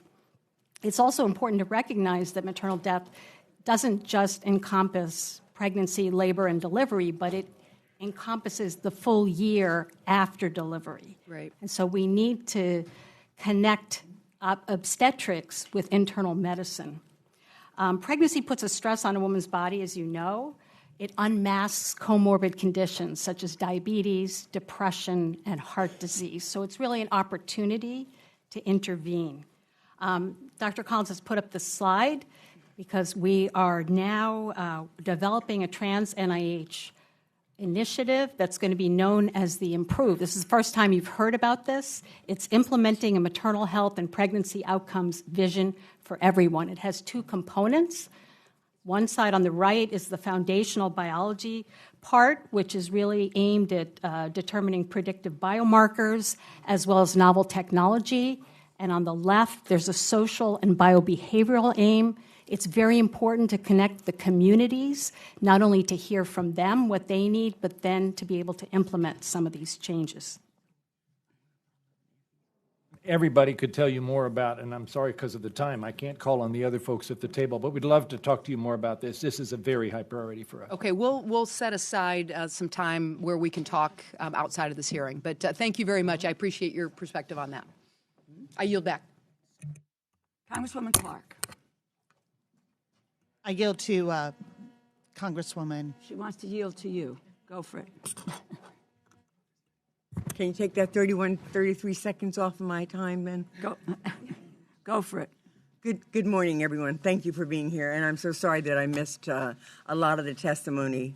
I think that you do important work, and I thank you for the service that you provide. Dr. Fauci, you said that you support proactive testing. True? Right. Yes. So what does that mean? Why are we not doing it, and what does it mean, and who would be tested, and under what circumstances? We're beginning to do it now. There was not implemented earlier. And What does that mean, though? Proactive testing means when you have community spread, where you do not have a known index case. So let me give you an example of what non-proactive is, and then it'll be easy to show what proactive is. So you bring in someone, as we did when we flew many of our diplomats and others from Wuhan. We brought them back to the United States, and the thing you needed to do was to test their obvious contact, like their wives or their husbands or what have you, and you wind up seeing that they're infected or not. Proactive means I don't know what's in the community, so I'm going to go to a bunch of emergency rooms, and when people present with symptoms that look like they might be coronavirus, even though they have no connection with anybody who has coronavirus, they didn't travel anywhere, and test them to see if they're That's even infected. in communities that have absolutely no knowledge of having any in there. Absolutely. So anytime, if I go to the emergency room in New Jersey, where there's no confirmed case or anything, right, but I've got some symptoms, right, flu-like symptoms, right? Right. They would test and make sure that it's not the coronavirus. There aren't enough resources to do it every single emergency room in every single center. So what the CDC has done, they've started by taking 6 sentinel cities, and now they're expanding that to many more cities, essentially doing sentinel surveillance in different places. And that will give us a good idea, or at least a partially good idea, of what's under the radar screen that we're missing. So are these cities clustered only near, like, the state of Washington? No. Cities all over the country? Washington, Los Angeles, San Francisco, Honolulu, New York, and Chicago. And there will be more. My understanding is that some of the CDC is managing diagnostic tests sent to state public health labs, while FDA is managing tests at private labs. How does it get determined who does what? It's not a question of managing. It's a question of the CDC's fundamental mandate is to develop the test and provide it for public health purposes to individual state and local public health authorities. The issue with the FDA came in when the FDA can give permission for a medical center, you pick it, University of Washington in Seattle, Cornell in New York City, to develop their own test or to partner with a biotech or diagnostic production one and do their own test on their own without needing the very intensive quality control that the FDA generally gives to a test. So that gives much more flexibility to have many, many, many more centers do their own tests. Okay, my husband had pneumonia in December and he's still coughing. I'm like, I want to send him. I want to send him to have him checked out. I'm very interested in research into the health disparities among minorities and non-minorities and minority children, and what's happening with the suicide rates, how it seems to be growing exponentially or disparately in the African-American community. And I'm wondering, the budget as proposed, what is that impact on the institute that would do that kind of research and be able to support those kinds of services? So as we mentioned earlier, when NIH is faced with resource constraints, we try to identify what are the most high priority issues and try to protect those, even if it means that we have to cut back in other places.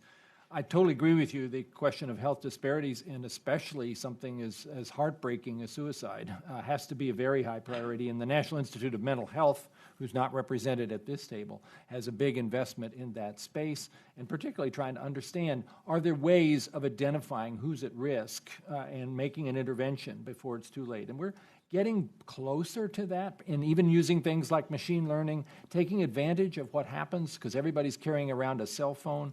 There are indicators in terms of people's reduced social interactions that they are perhaps in a depressed state that you would not have otherwise known. A lot of that research now going on, and it's very appropriate to focus particularly on the health disparity part of it. May I make note that we did, I'm sorry, is that my 33 seconds? I yield back. I have other questions regarding this issue. Thank you. Thank you so much, Madam Chairwoman, and thank you all, this incredibly esteemed panel. Dr. Fauci, I am hearing a lot from hospitals in my state, in Massachusetts, who are feeling under-resourced and unprepared for the coronavirus. Can you tell us a little bit about as we are anticipating moving from containment to mitigation, how we are going to help with the hospitals around the country? Uh-oh. Was that a response? Yeah, that was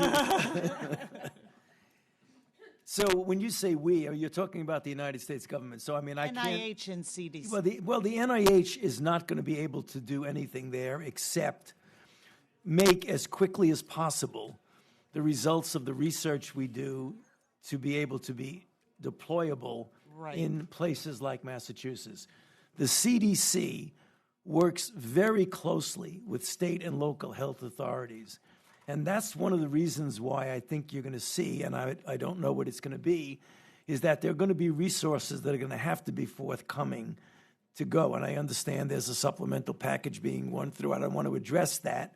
But that's one of the ways to answer the question, is that the states, Massachusetts including, are going to need some help to be able to implement the kinds of things that I think are going to be needed. Looking at Massachusetts and this entire health crisis, one of the things I'm glad about is that Massachusetts has a very high number of insured people. Right. That does not hold true across the country, and I am concerned about how our health insurance policy plays out in something like this. Can you tell for me where you see the gaps and what's most immediately obvious to you about what we can do to redress it? Yeah. Sorry, that's a very good question. And because of that, most recently, it must have been the last couple of days, they all seem to match into one these days, but a couple of days that the director of the CMS has now been made a member of the president's task force. So that person is there. Those questions came up, exactly the question you're asking, came up at the task force meeting last evening. And that is going to be addressed. I don't know what the answer to it is because that's not my area, but it clearly came up, just like you said, that some states, some territories, some regions have good insurance, good care, and others don't. So how are we going to get the tests equitably distributed, not based on whether somebody can pay for them or not? Yeah, it pulls in our paid family leave policies, all these different things, and we don't expect the CDC to take on that whole policy agenda, but they're so intertied. And I hope that the task force will also look at immigrant communities. If we cannot get immigrants to fill out a census because of fear, how are we going to get them to access health care for their children and themselves? Again, a very good question, because that also came up at the task force, and from what I'm hearing, that's not going to be an impediment. Right. Excellent. We will wait and see. Dr. Volkov, Good to see you. I was also very concerned that the Trump administration had proposed transferring $5 million from substance use and mental health services, nearly 63 from NIH to fight the coronavirus. I don't think we make trade-offs between public health emergencies. But I wonder if you can tell me what progress has been made and what steps is NIDA taking to work on the youth-focused interventions and recovery support services? Well, again, one of the things that has helped us enormously has been the $500 million that came to address the opioid crisis, because one of the projects that has been prioritized is prevention interventions. And when you address prevention interventions to help to avoid kids taking drugs, you don't do it specifically for opioids, you do it in a general sense. And this is also important because we're seeing now that the opioid crisis is shifting not just from opioids to getting into psychostimulants. So it's not like we're going to have to address prevention for one drug. We need to address the question, what is making us vulnerable as a country? And youth are the most vulnerable of all of them.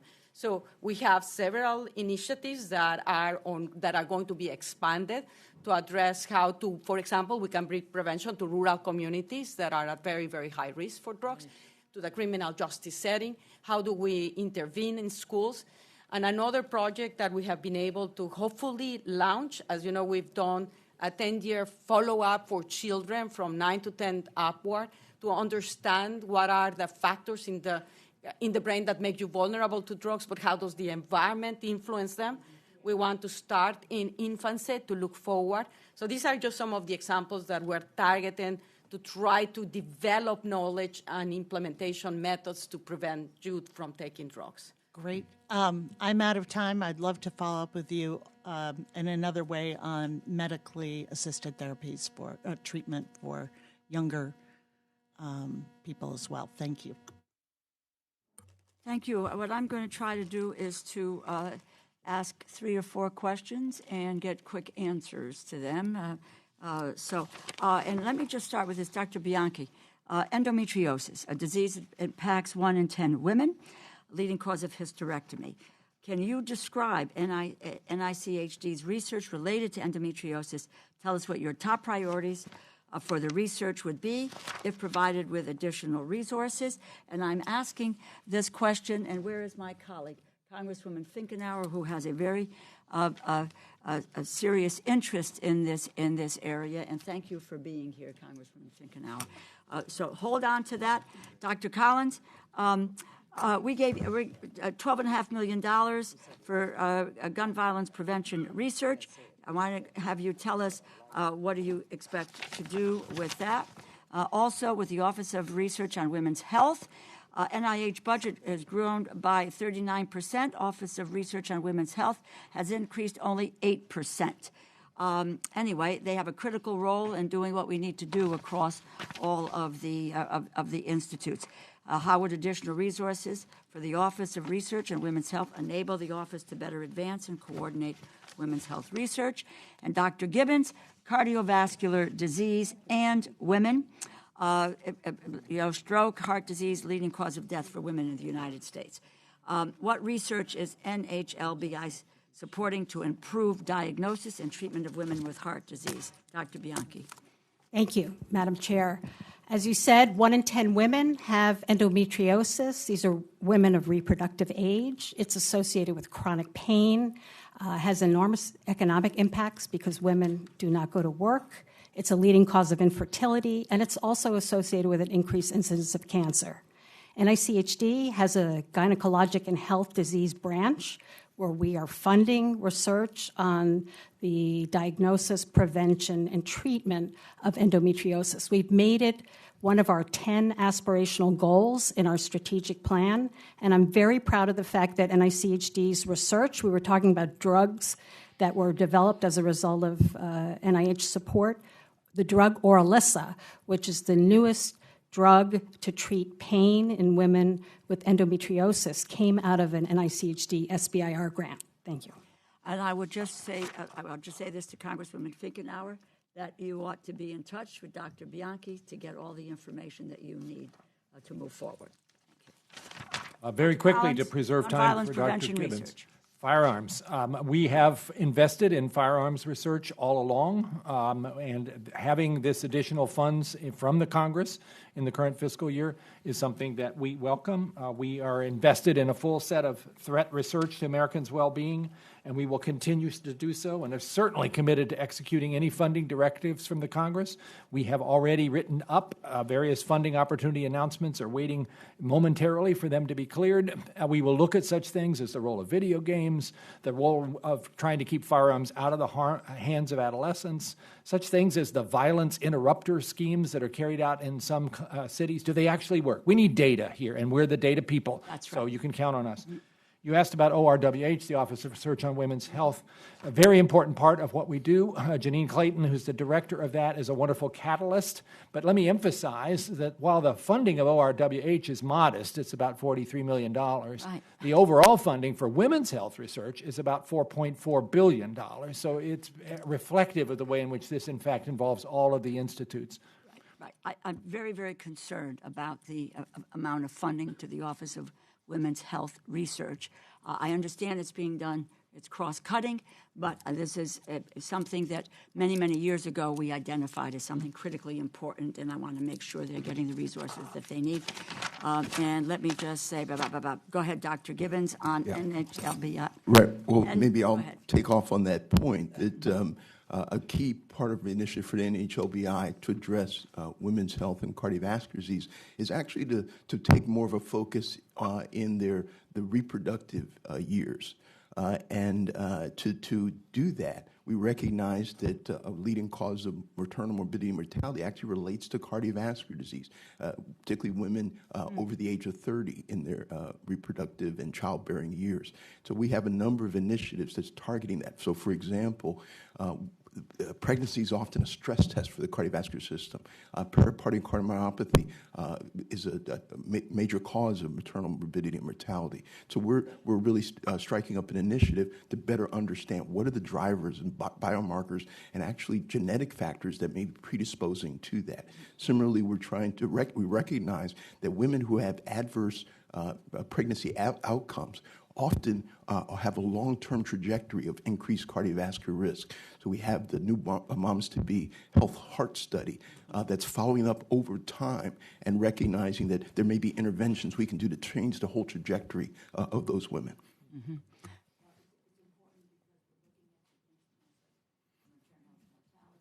And really, these things play in together. They're not in isolation. They're not in silos. That's correct. And they work together on this. Let me.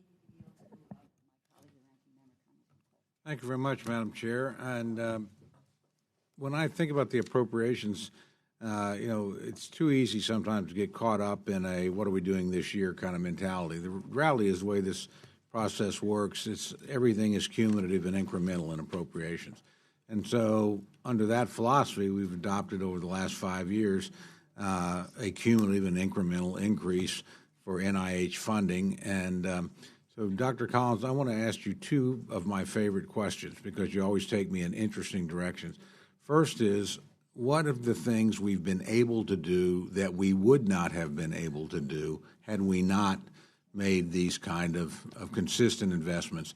And looking forward, what are the things that you think we might be able to do if we were to continue down the path that we've been on, that is sustained inflation plus increases for the NIH over the next 5 years? Love being asked these questions. Thank you, Mr. Cole. The way in which this 5 years of steady increase has influenced things is perhaps most dramatically visible in what we've been able to do for early stage investigators. Back in 2015, we funded 600 of those grants in 1 year, and that was not nearly enough, and people were getting pretty concerned whether they had a career path. This past year, we funded over 1,300 of those, more than doubled this investment in the next generation of talent. And the morale has just dramatically changed. I'll be in Alabama tomorrow and Friday meeting with investigators, and I can tell you they're going to be really excited about science because now the environment makes it possible for them to take risks. Similarly, we've been able to increase the number of just overall grants and the number of principal investigators. We've enriched the breadth and depth of the entire workforce that we depend on. In terms of specific things, we've been able to put forward projects that are truly bold, moving our understanding of life to single cells, the single cell biology effort. Being able to go after things like the influenza vaccine at an even higher rate, the universal flu vaccine, than we would have otherwise, and develop platforms like what we're now using for coronavirus. We couldn't have done that if we hadn't had this support. Initiating this dramatically bold program called All of Us that aims to enroll 1 million Americans in a long-term prospective study of health. And that is going to be a platform for so many other things that we'll want to learn about, and that takes resources. The BRAIN Initiative, really trying to figure out how what's between your ears does what it does. Again, now spending $500 million on that, and it is remarkable what kind of technologies have been invented and what impact that will have on brain diseases. Cancer immunotherapy, making great advances. We would not have been able to do as quickly without your help. And the whole focus on opioids and finding alternatives to opioids through the HEAL initiative. Those are just a few of the things that we would not have been able to do had it not been for your strong support in seeing this predictable upward trajectory. What we could do going forward? Well, gosh, the sky's kind of the limit here. I mentioned in my opening statement about gene therapy that we are at this cusp where we can begin to take what's now been done, curing sickle cell disease with gene therapy. Let's start curing a lot of other of these conditions as well. You can see the path forward to do that. New opportunities in terms of artificial intelligence and machine learning applied. We're going to have a big investment there coming in the next year or two because we can see ways this could play out in multiple different applications. A new focus maybe on nutrition. We're talking seriously about that. It's an area that we know is critical for health, and yet the science hasn't necessarily quite gelled around the new opportunities. It's time to do that. And again, that's going to take resources. And all the things we talked about in terms of health disparities, ending HIV in the U.S., dealing with the new difficulties with methamphetamine and cocaine, not just about opioids, those are all in our minds as visionary things that we can accomplish with this kind of path being continued. So I really love the question. And everybody at the table would have their own answers, but I guess I kind of gave you a bunch of mine. Well, Mr. Sharples, on cancer, what would your answer be? Yeah, I think you mentioned Jim Allison earlier, Nobel laureate who won the Nobel Prize for figuring out kind of how use the immune system to cure cancer. I think what's maybe not known about Jim's story is that he started out in a small institution at Texas. That's where his first paradigm-changing research was done. It was not a glamour institution. It was before he went to Berkeley. It was before he went to MD Anderson. It was before he went to Sloan Kettering. And I think that I'm obsessed with the fear that there are these great scientists with terrific ideas who are working out there, sending us their grants. We've had an explosion of grant submissions, 50% increase since 2013, and that we're not able to get to their great idea because our pay lines just aren't high enough. So that with the generous appropriation the Congress has been giving us, we've been trying to get those numbers up so that we can get to those really innovative, cutting-edge science that make a difference for patients like Dr. Allison's work. I just would say, Madam Chairman, I hope we look at this way. We ought to be thinking about this because, as Dr. Collins said, every person here could give us a different answer. Mm-hmm. If we could tell them with some sort, we're going to stay on the track that we've been on. Mm-hmm. And we want you to think that way and present those kind of possibilities. I think this committee's done that and, frankly, done a good job at it. Congresswoman Lowey. Thank you very much. And I want to take this opportunity again to thank you all for your extraordinary work. I came back because I wanted to get back to the whole issue of e-cigarettes with Dr. Gibbons and Dr. Volker. With all the information out there, it's not penetrating the kids. And the rising rate of e-cigarettes among young people, as you know, is startling. When I look at the numbers, 64 people died, nearly 3,000 were hospitalized last year with vaping, respiratory-related illnesses. Now, as I understand it, many but not all of these cases were attributed to vitamin E acetate, long-term impacts of vaping, but concern is growing that there could be long-term health consequences, heart disease, stroke, cancer. In the couple of minutes we have, I'd like to hear from both of you. What can we do about it? And if you have any ideas, it would be welcome. I just see these numbers increasing on college campuses exponentially. Yeah. Yeah, and one of the things that we don't necessarily recognize is that these vaping devices are very high technology for delivering drugs in ways that make them very, very rewarding and addictive. So you can actually deliver huge quantities of nicotine in much higher concentration than what you normally do with combustible tobacco. As a result of that, what we're observing is in the past where a kid will take several months to escalate, now we're seeing this escalate in a couple of weeks. And that is also associated with toxicity, but much higher risk of addiction. And that's what we are now facing. And the numbers speak for themselves. One of the main reasons, which was not even recorded in the past, but why teenagers are saying that they are vaping nicotine, is because they say they are hooked to it. So they have done that transition very, very rapidly. And I think that the message is that it's urgent that we do interventions to prevent it. We need to stop it, because otherwise we will go into tobacco smoking again, for the one hand, but also all of the points that you're saying that I will let my colleague Dr. Gibbons address. We don't really know what are the consequences of delivering this vaping into your lungs, as well as other organs. So, but I will rely on. Yeah. So you clearly raise an important area of concern.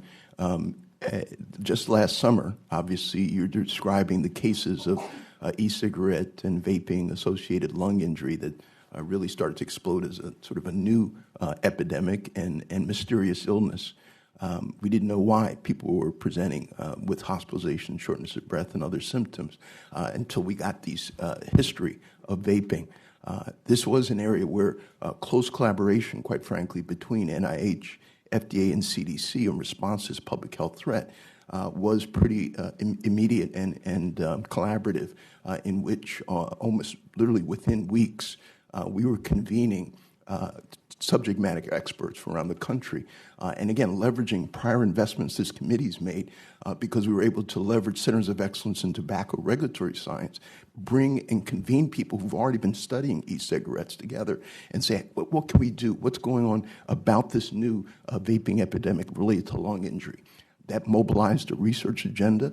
And so again, within weeks, we put out a notice to engage our research community to start studying what is driving this EVALI. And the CDC, with its case definition and surveillance apparatus, was able to start to make these links to THC and substances that might be combined with THC that might be driving it. By December, we clearly had a sense, at least as you pointed out, that vitamin E acetate from samples from the lung may be a key associated element of this phenomenon. And again, related to the researcher community that we established, investigators were already beginning to study and get the causal link between vitamin E acetate and study in animal models. And in fact, just the last couple of weeks, it was published in the New England Journal related to NHLBI-funded investigators in Roswell Park that indeed just giving the vitamin E acetate through a vaping device, at least in this mouse model, was able to recapitulate a lot of the lesions seen in patients with EVALI. So literally within 8 months, we've been able to close the loop from a mysterious disease involving a collaborative effort between NIH, CDC, and FDA to address that public health threat. And with that awareness, we're starting to see the cases come down. But as Dr. Volkan mentioned, we still don't know the long-term effects. In fact, we've now funded a cohort to follow and trace all those patients with EVALI, and we recognize that EVALI is probably just the tip of the iceberg.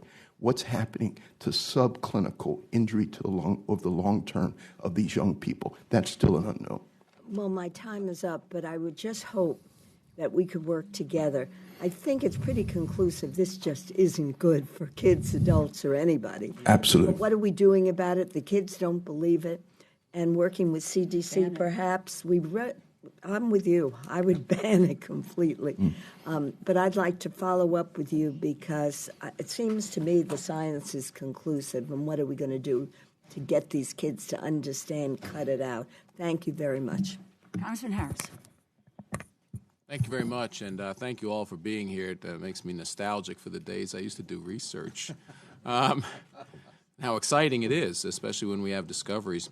Dr. Collins, just briefly, we're a group of us are going to send a letter to the president asking him to look again at human embryonic stem cell research, which we understand still continues at the pace of about $250 million a year at the NIH. As you know, I mean, that's not the future. Really, is pluripotency.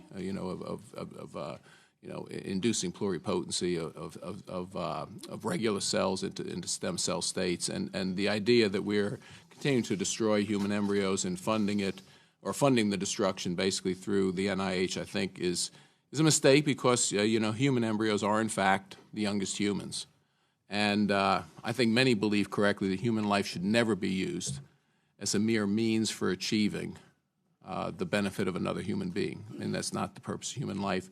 So I would hope that if the president responds positively to our letter, that you come up with a way to phase out that, to just phase out the use of $250 million on something that really has yielded no direct clinical benefit yet. And I understand there are basic science reasons to pursue it, but these are humans. These are the youngest humans. We should move away from that as soon as practical. Dr. Volkow, it's good to see you again. I'm going to ask. You probably know what I'm going to ask about. It's been a year, and I want you to update us on the marijuana research that's done, looking at its effect on the brain. Because as more states attempt to move to recreational use of marijuana, fortunately, in the last omnibus bill, an attempt was turned back to make recreational marijuana industry much more profitable and widespread through removing banking restrictions. I mean, those restrictions still in place, so it buys us some time to actually educate the American public, I think, about how dangerous it can be. So if you could just talk about that, and just as an aside, I do believe our colleagues in Energy and Commerce are going to move finally a medical marijuana research bill that makes it easier to do research and to truly discover what is merely a pie-in-the-sky promise with regards to what marijuana can do, and those diseases where it really will be of help. But if you could just update us about some of the research that indicates about how dangerous expansion of marijuana, especially with the bleed down to younger individuals that we see. I mean, whether it's e-cigarettes or marijuana, you can make it illegal, but young people are going to use it. So if you could just briefly in the last 2 minutes discuss what's and thanks for asking that question, because it's an area where there's been major changes in the perception of the American public that we have a drug that is benign, and as a result of that, we're seeing a very dramatic increase in the number of people that are consuming marijuana, 44.5 million in 2018. Of greatest concern, of course, relates to children, because the brain is developing until we are in the mid-20s. And the endogenous cannabinoid system, which is the one that's basically stimulated by marijuana, is crucial in enabling that development, including migrations of cells, how cells communicate with one another. So what the research has shown is that kids, adolescents consuming marijuana, and there is a dose effect, are much more likely to show disruptions in terms of structure and function of the brain that appears to be associated with cognitive impairments. The criticism that has been done of those studies is that they've looked at it retrospectively, which is the reason why we're currently doing the ABCD study that is looking prospectively to address specifically that question objectively in ways that cannot be challenged. What also has emerged very clearly, and this is from studies that have come across all of the world by independent nations, is that the use of marijuana with high content THC is associated with a greater risk of having psychosis. Now, the big question is this acute or chronic psychosis? And there is now data to show, there's unequivocally that high doses of THC can make psychotic any one of us. Chronically, now the data indicates that it does increase the risk that you could develop a chronic psychosis, whether you have the genetic vulnerability as we recognize it now or not. So, and this again highlights why we need to provide information to the public so that they go with their eyes wide open when they make decisions of taking drugs, but importantly, when we make policy decisions. Thank you very much. I yield back. Congresswoman Lee. Thank you very much. Dr. Fauci, of course, we've worked together for many years on HIV and AIDS, on the epidemic. I co-chair the bipartisan Congressional HIV/AIDS Caucus, and we're still working together in a bipartisan way to make sure that we have the resources to address this epidemic. We're at the tipping point now in the field of HIV research, including vaccine development. So just like to ask you if you have kind of an update on the future progress in these areas in terms of vaccine, HIV and AIDS. Secondly, I'd like to ask you just in terms of the coronavirus, has it hit a pandemic level or not? And how do we explain to our constituents the difference between an epidemic and a pandemic? And I want to find out, as serious as this is, how do we make sure that the public, well, I think we're doing a good job in explaining how to prevent the transmission of the virus. But given that there's a 2% in fatality rate for this virus and it's impacting people who are elderly, I wanted to find out, do you think that, from your perspective, that 2% is accurate right now in terms of fatality rates? And then to Dr. Collins, if we have time, just on sickle cell, how close are we now? I mean, you've done some remarkable work on sickle cell disease, and we're waiting, and I know we're close. Of course, 1 in 10 African Americans in the U.S. Have sickle cell, well, at least the trait. And so wanted to just see how close we are and how we are doing as it relates to identifying the trait early enough where those who have diabetes recognize that the A1C test is not accurate or could provide false results. Dr. Okay, so I'll be really quick because you had a lot of questions. So vaccine, as you know, we had a disappointing situation with the vaccine trial that was finally looked at by the DSMB in South Africa, which was called HVTN 702, which was using the model that we used in the Thai trial, and they showed safety, no deleterious effect, but no efficacy. There are 2 other major trials that are going on, one in Southern Africa, one in the Americas and Europe.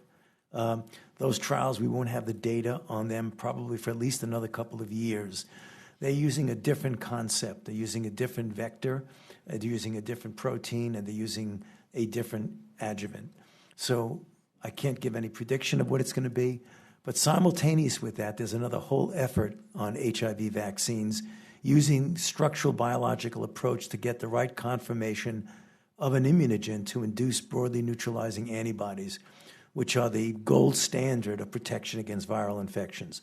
So there's still a lot of good work going on, but we did have a disappointment. Number 2, the word pandemic, there are many, many people who have different descriptions and definitions of what a pandemic. Pan being all means widely distributed. The WHO has not declared this a pandemic yet because they haven't had very sustained transmission throughout the world.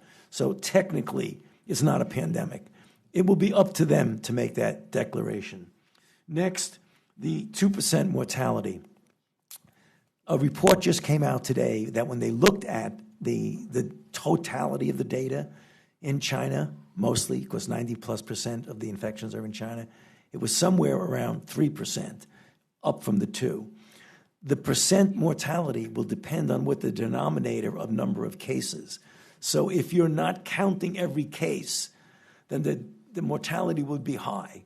If you're counting a lot of cases that are subclinical, the mortality will become low. But no matter how you slice it, it's many, many, many more times lethal than the influenza that we get in a season, particularly for the elderly and those who have underlying conditions, because most of the deaths and the hospitalization, the mean age is like 70. Dr. Collins, quickly. Very quickly, and my colleague Gary Gibbons is very much in the lead of this effort. We have a whole Cure Sickle Cell initiative that NHLBI is leading. And the good news is here, we now have at least 3 clinical trials that are using gene therapy for sickle cell disease that appear to be working and working dramatically. They're very high tech. They require very specialized technology and hospital services. So it's not quite ready for broad extrapolation, but we are going to see, I think, in the next few years, sickle cell disease becoming one of those conditions that we can actually cure. In fact, we have started a new initiative with the Gates Foundation to figure out how we might extrapolate that to sub-Saharan Africa, which is where most people with sickle cell disease live. And it would be unethical, I think, at this point to say we're fine because we figured out how to do this in a high-tech environment. We have to figure out how to do it in a low-resource setting as well. The interaction with A1C and sickle trait is now well recognized, I think, by many physicians. It was a very significant JAMA publication that laid out exactly the data about this about a year ago. So I think there has been a recognition that this has to be paid attention to when managing diabetes with somebody who has sickle cell trait. Thank you very much. Congresswoman Clark.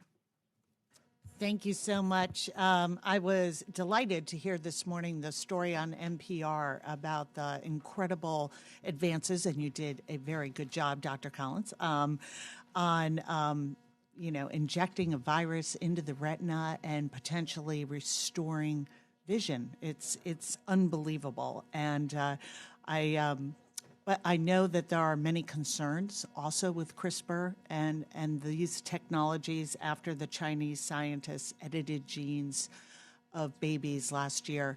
So I know there's great work going on about putting up the sort of ethical guardrails that we need. I wonder if you can tell me what steps NIH is taking to protect patients and mitigate wrongdoing as we continue to push the boundaries of science and medicine for amazing cures.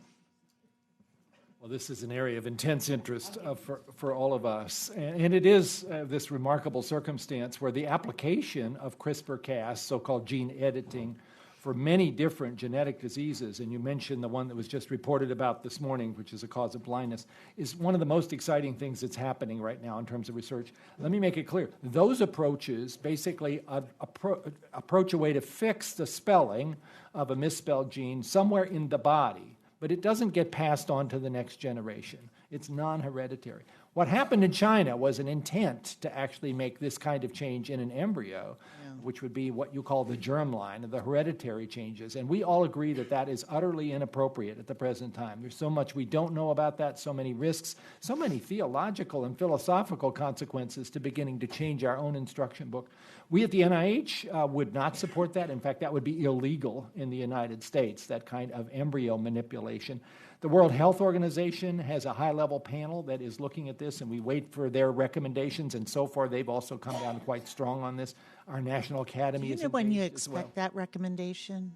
The WHO recommendation, I think probably in the next few months, sometime during this calendar year. From what I hear, they're beginning to close in on some sort of conclusions.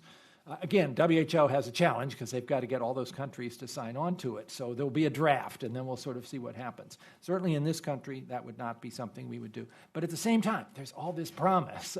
If you don't deal with the hereditary applications, but what we call the somatic cell part, where you're dealing with the eye or the liver or maybe the brain for a child who has otherwise an untreatable genetic disorder, this is potentially enormously exciting.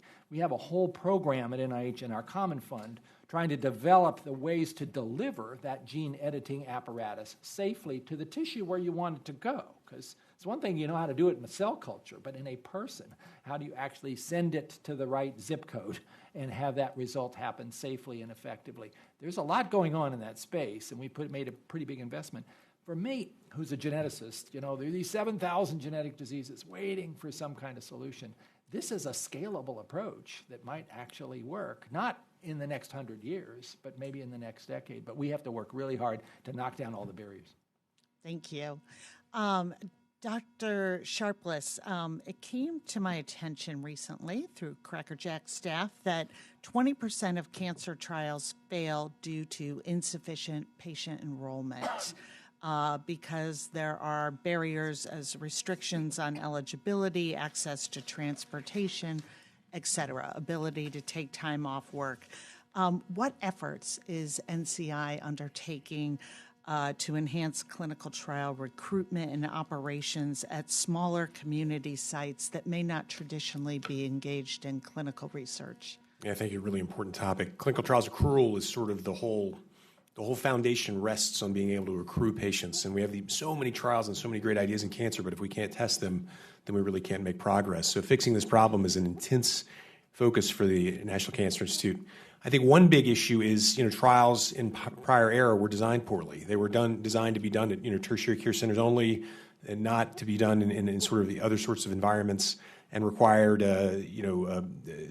just a process that was bad. And so one of the things that's happened in the last few years is a real focus on these sort of basket trials that can be done in the community. So the NCI Match trial accrued 6,000 patients at 11,000 sites, for example. We have this in-core network that has these sites that allow people to get accrue to trials in the community. We know that being on a trial provides better care and also provides a more diverse population on the trial, so it's really important. And lastly, I should mention, we have made it a crusade to get rid of these arbitrary and somewhat silly eligibility enrollment criteria that keep people off trials, like HIV positive or treated brain metastasis or things like that. So we working with others in the community, in the oncology community, have tried to make trials simpler and more doable in the community. But it's still an area where we need some improvement. Great. Thank you so much. Congresswoman Frankel. Thank you again for being here. This has been terrific. And so I have three questions. Okay, number one is, I had read a report or a study that women are feeling like doctors are dismissing their complaints. Number one, I'm curious whether or not there's any research on sex discrimination in medicine. Number two is, where I live in West Palm Beach, it seems like in the entertainment district, every other storefront is selling CBD. Florida's also legalized marijuana. So I'm just curious whether or not there's any research to show that either CBD or the marijuana is medically effective. And then my third is back to my grocery store questions on coronavirus. I know you're not supposed to touch your face, but is it any part of your face, or where are the germs going? and if someone gets quarantined, how long do they have to be quarantined for? And can there be repeated quarantines? I mean, I guess the better question is, do you think this is going to be a widespread issue in our country? Sex discrimination first. Yeah. Dr. Bianchi. Certainly with regard to maternal mortality, there's definitely discrimination in that women's voices are not being heard. And that is one of the aspects of the Improve initiative that we want to address. That's the community-based initiative. We know that there is not only dismissal of women's voices, but also there's infrastructural racism. And we are definitely including that as part of this overall initiative. Like CBD and marijuana. We know that there is evidence from CBD to be effective for helping to treat seizure disorders in children, Dravet syndrome, and that has led to a medication. Otherwise, there are no other FDA products approved for CBD, but there is interest with respect to its analgesic effects. There is interest with respect to its anti-inflammatory effects. And we also definitively are interested and are evaluating its potential therapeutic value to help treat different types of addiction, including opioid addiction. When you say interest, does that mean there's research being done? Research is being done. Okay. We're funding researchers to do this, both in animals and in humans. And with respect to the THC, the information is more limited. There is some evidence that it could be beneficial for multiple sclerosis, for spasticity from multiple sclerosis, also for pain indications. And otherwise, the evidence is not very good in terms of its potential benefits. But researchers are doing studies, and we're funding researchers to do studies on PTSD, for example. Could it have a value? All right, back to the coronavirus. Yeah, touching your face. So first of all, how do the germs get in you? Okay, so first of all, you asked a question about touching your face. Yeah. So the public health ways to avoid getting coronavirus are very similar to those to avoid influenza. And that is, particularly as simplistic as it sounds, washing your hands as frequently as you can. One of the problems with respiratory-borne diseases is that they are spread either by droplets, gross droplets, someone coughs or sneezes on you, or even a bit of aerosolized, where you can be sitting next to someone very closely and you don't cough and sneeze, but the virus can aerosolize and So, go. I mean, does it go into you through your nose, your mouth? That's what I'll get to. Okay. All right. So what it is, it will get in through a mucosal surface. That could either be your nose, your mouth, or even your eye. The reason for washing your hands is that people often do the wrong thing. That's why you hear us say cough into the crook of your elbow, because people sometimes go like this or blow their nose. They'll shake hands with you, touch a doorknob. 15 minutes later, you come by and do that. Then you touch your face, and that's how you get it. So that's the way. That's the first thing. Secondly, incubation period quarantine.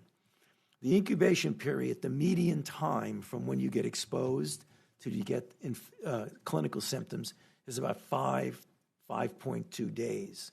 That's the median. The range is somewhere between 2 and 14. 14 is much, much more the outer limit.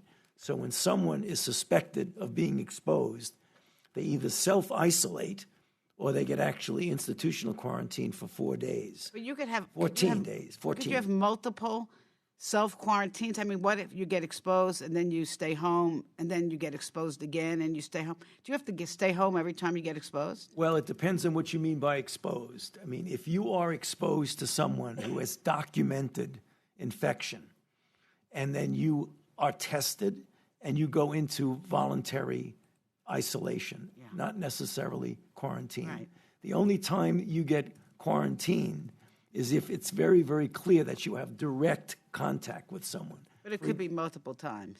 Well, it could be if you're in a situation where you're in an outbreak. Well, that's very interesting because when you go from containment, which means to preventing the spread, to mitigation, which means in the community, distancing yourself socially. If I don't want to say when, because every time I say when, it's a headline. If it gets to the point where there is really widespread infection, if that ever happens. Do you expect that to happen in our country? I can't predict that. I cannot predict. Are you worried about it? I don't worry. I try and just do things that can prevent it. Thank you very much. I yield back. Congresswoman Watson-Coleman. When there is a vaccine available, who gets it first besides my colleague to my left? Dr. Fauci, who gets it first and how do we go about distributing it? Well, the standard approach when you have a vaccine, for example, for influenza, when you have limited vaccines, you give it to the most vulnerable. And the most vulnerable clearly are the elderly and those with underlying conditions. And those generally are heart disease, chronic lung disease, kidney, diabetes, and obesity.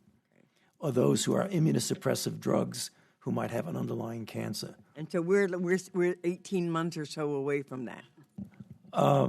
Probably. Least. The other thing that's important is that the healthcare workers and those who are the frontline responders, because those are the ones in every disease we know that are the most vulnerable. In fact, if you look in China, the people who were most vulnerable before they had good PPEs were the healthcare providers. Thank you.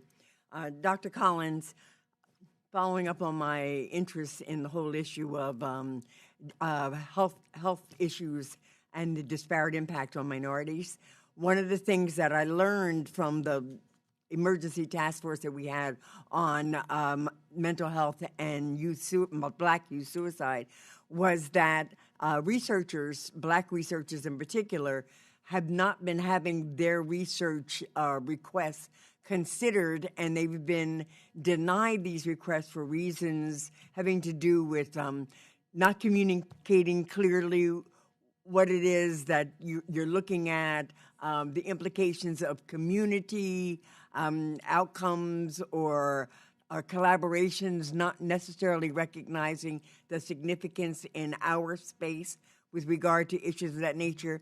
One of the things that one of the institute directors talked about was having more workshops, having more input from black researchers into what would be considered and whose grants and stuff would be considered. What are the things that we can do to ensure that researchers of this nature are getting an equal opportunity to do the research that's important for the disparities that exist in the minority communities.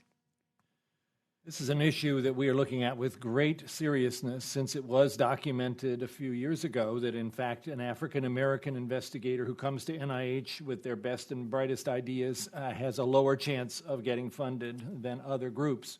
And that's very disturbing to look at, and there were many hypotheses about what might be involved. I think we've not completely sorted out all the reasons, but we've discovered a number of them. And certainly part of this issue does relate to, I think, the fact that oftentimes African-American investigators may not have been in as a strong position to be able to put forward a grant application because the lack of mentoring, the lack of opportunities to sort of be involved in networks, which may be a natural thing for others, but for minorities, not so much. And we're working very hard on ways to do a better job of mentoring with something like the National Mentoring Research Network. We also identified the fact that there are different areas of research where minorities tend to migrate, and health disparities research is one of those, and you can see why that is. That's oftentimes a passion for somebody who gets into research who comes from an underrepresented group. They want to work on understanding why their communities are not being as well served. And yet it is clear that some of the research that goes on in that space doesn't fare as well in our peer review system, regardless of whether the applicant happens to be a minority or not.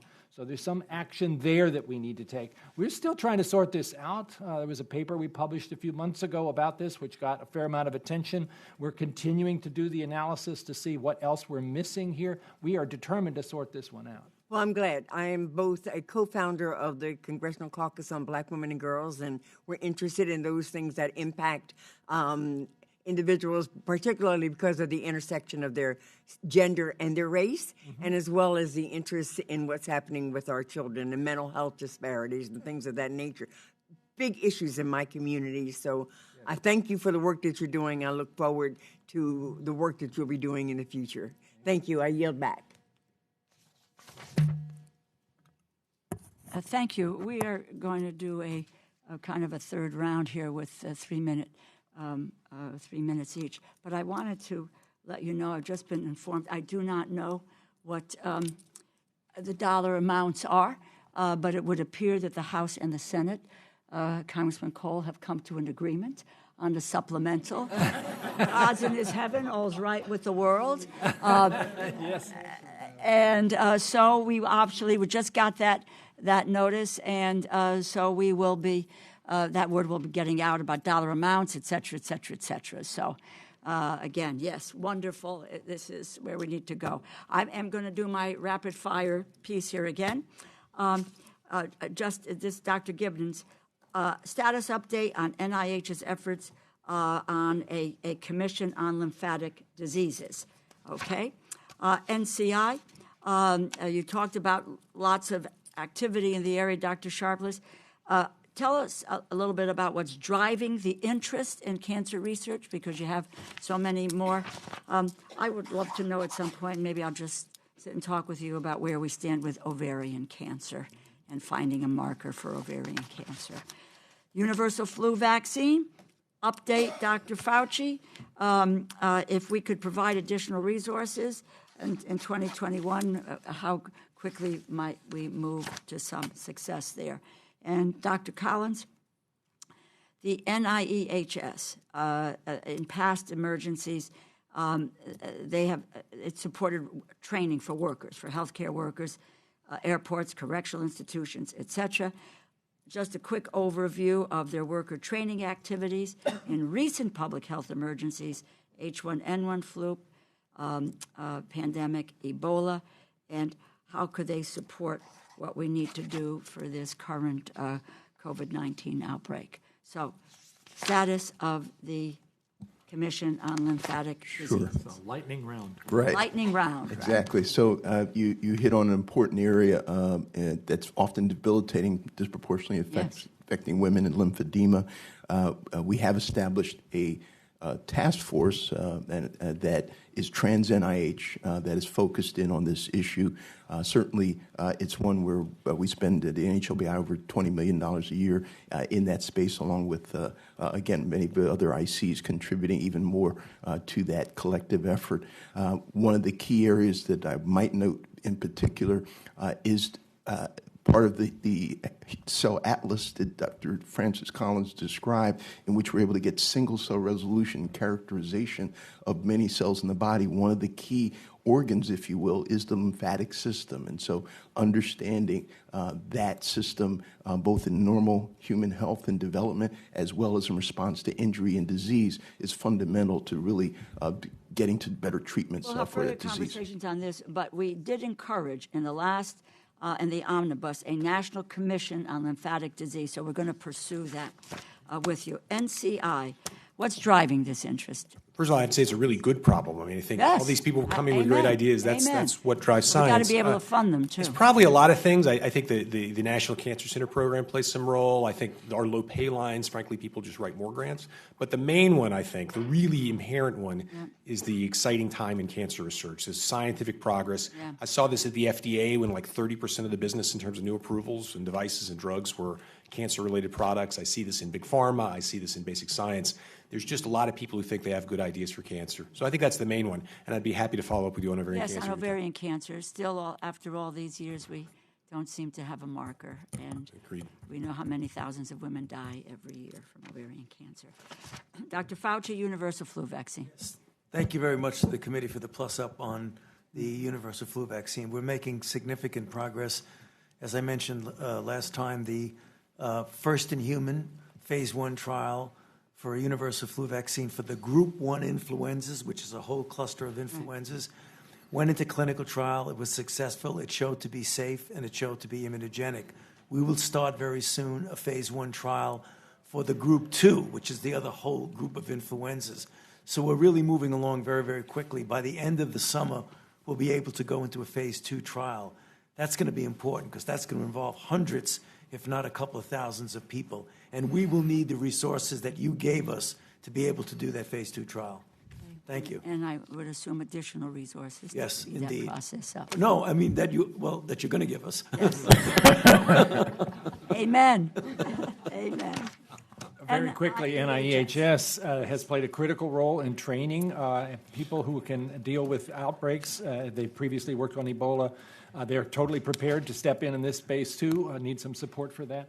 And basically, it's airports, as you said. It's correctional facilities. It's hospitals. They both do the trainer efforts. They do face-to-face. They run courses. You mentioned that you need some help with that. Can we be instrumental in pushing for NIHS And again, to be engaged and involved in the training? Which I'm is curious in everybody's looking in the concerned supplemental and see whether there's a way that this can be factored into that, Okay. because we're going to need a lot of training for people who aren't quite prepared for this yet. about. Okay, thank you. Thank you very much, Madam Chair. I want to follow up quickly, actually, on the point you raised with Dr. Sharples, because I want to have a little more information. We've got, obviously, an explosion, as you pointed, going on for a variety of reasons. Are there some things we should do so that we don't leave good science on the table, just because right now cancer seems to be a lane where there's a lot more happening than maybe some other areas? Yeah, I think there are, probably the main thing to realize about this problem is that it's not a one-year problem. That it's like a mortgage. We pay these grants. They have 4 and 5, and in some cases even 6-year budget tails. And so when we invest in the RPG pool, in this pool of grants today, which goes up 3, 5, 8% every year at the NCI over the last 5 to 10 years, then that has out-year costs for us that are quite significant. And so that provides some hesitation on the part of the NCI to be good stewards of our, if we overinvest today, we could have a real problem 3 years from now if we're not smart about it. So, the realization that this problem is not going to be fixed this year or next year, that we expect that we're going to get these increased number of grants for a while because there are people who just have a lot of really great ideas. So I think this sustained commitment that you've provided for so many years is really what the doctor ordered for the NCI RPG pool problem. Yeah, I think that's important. I couldn't agree more. Dr. Collins, the Attorney General's raised some awareness of threats posed by foreign governments that obviously are, particularly the People's Republic of China, frankly, raiding our science or interfering with our research. Can you tell us what your level of concern is on that, some of the measures you might be taking to respond? We are quite concerned. Dr. Mike Lauer, who is the head of our extramural research division, has spent probably 2/3 of his time now on this over the course of the past many months.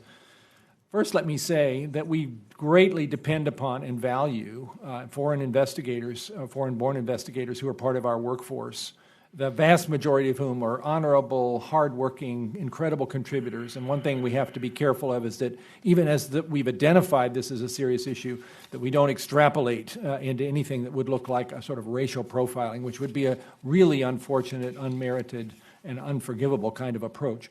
At the same time, we have identified numerous examples, I'm sorry to say, of individuals who have been receiving substantial financial benefits from relationships with foreign countries, yes, often China, without disclosing that, and it is a requirement that they do so.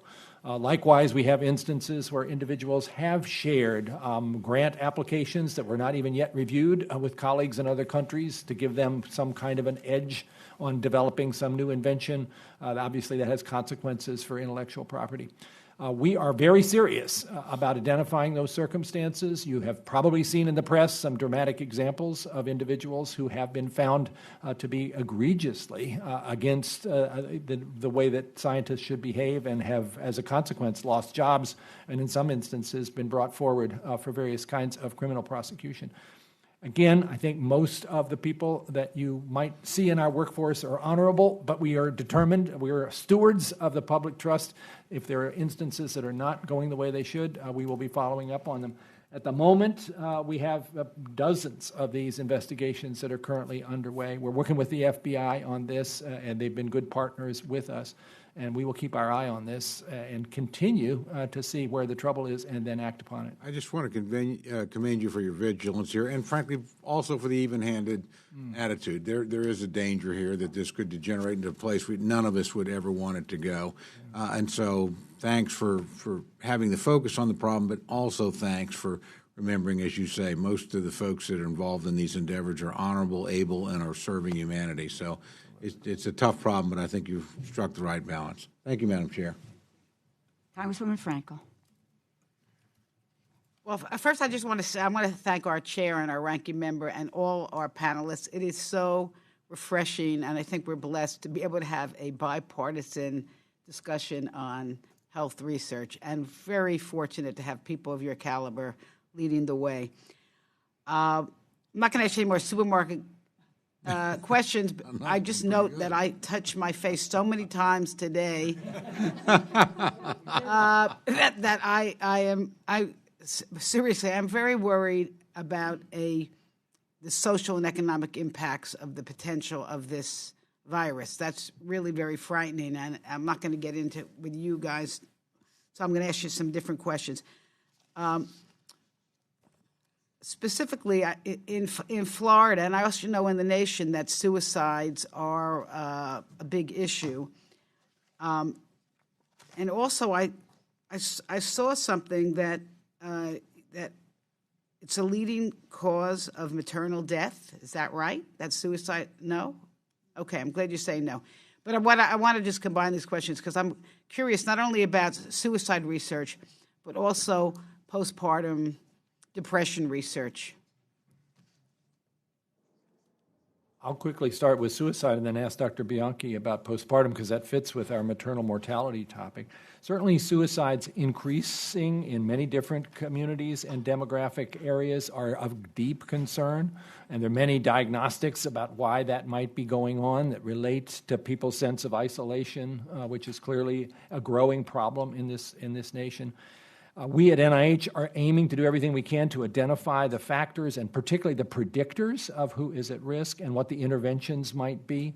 And there's certainly some of those, such as trying to make sure that people don't have access to lethal force for that moment where somebody makes a sudden decision to end their life. And it's often a rather sudden decision.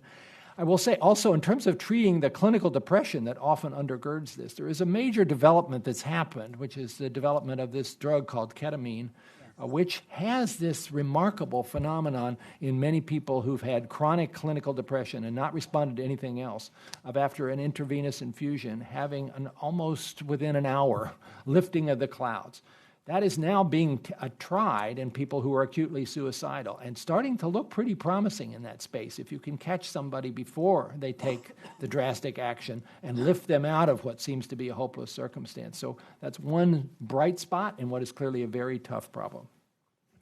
Yeah, so NICHD is funding research that it currently is looking at postpartum women who potentially are at risk for suicide. So the difficulty with the postpartum situation is some of these women have no prior history of mental health problems. So how do you, again, it's this rare issue where how do you know if someone is going to be at risk? So we're funding an investigator who is actually looking and taking a machine learning approach through the electronic health record to begin to identify certain clues in the record.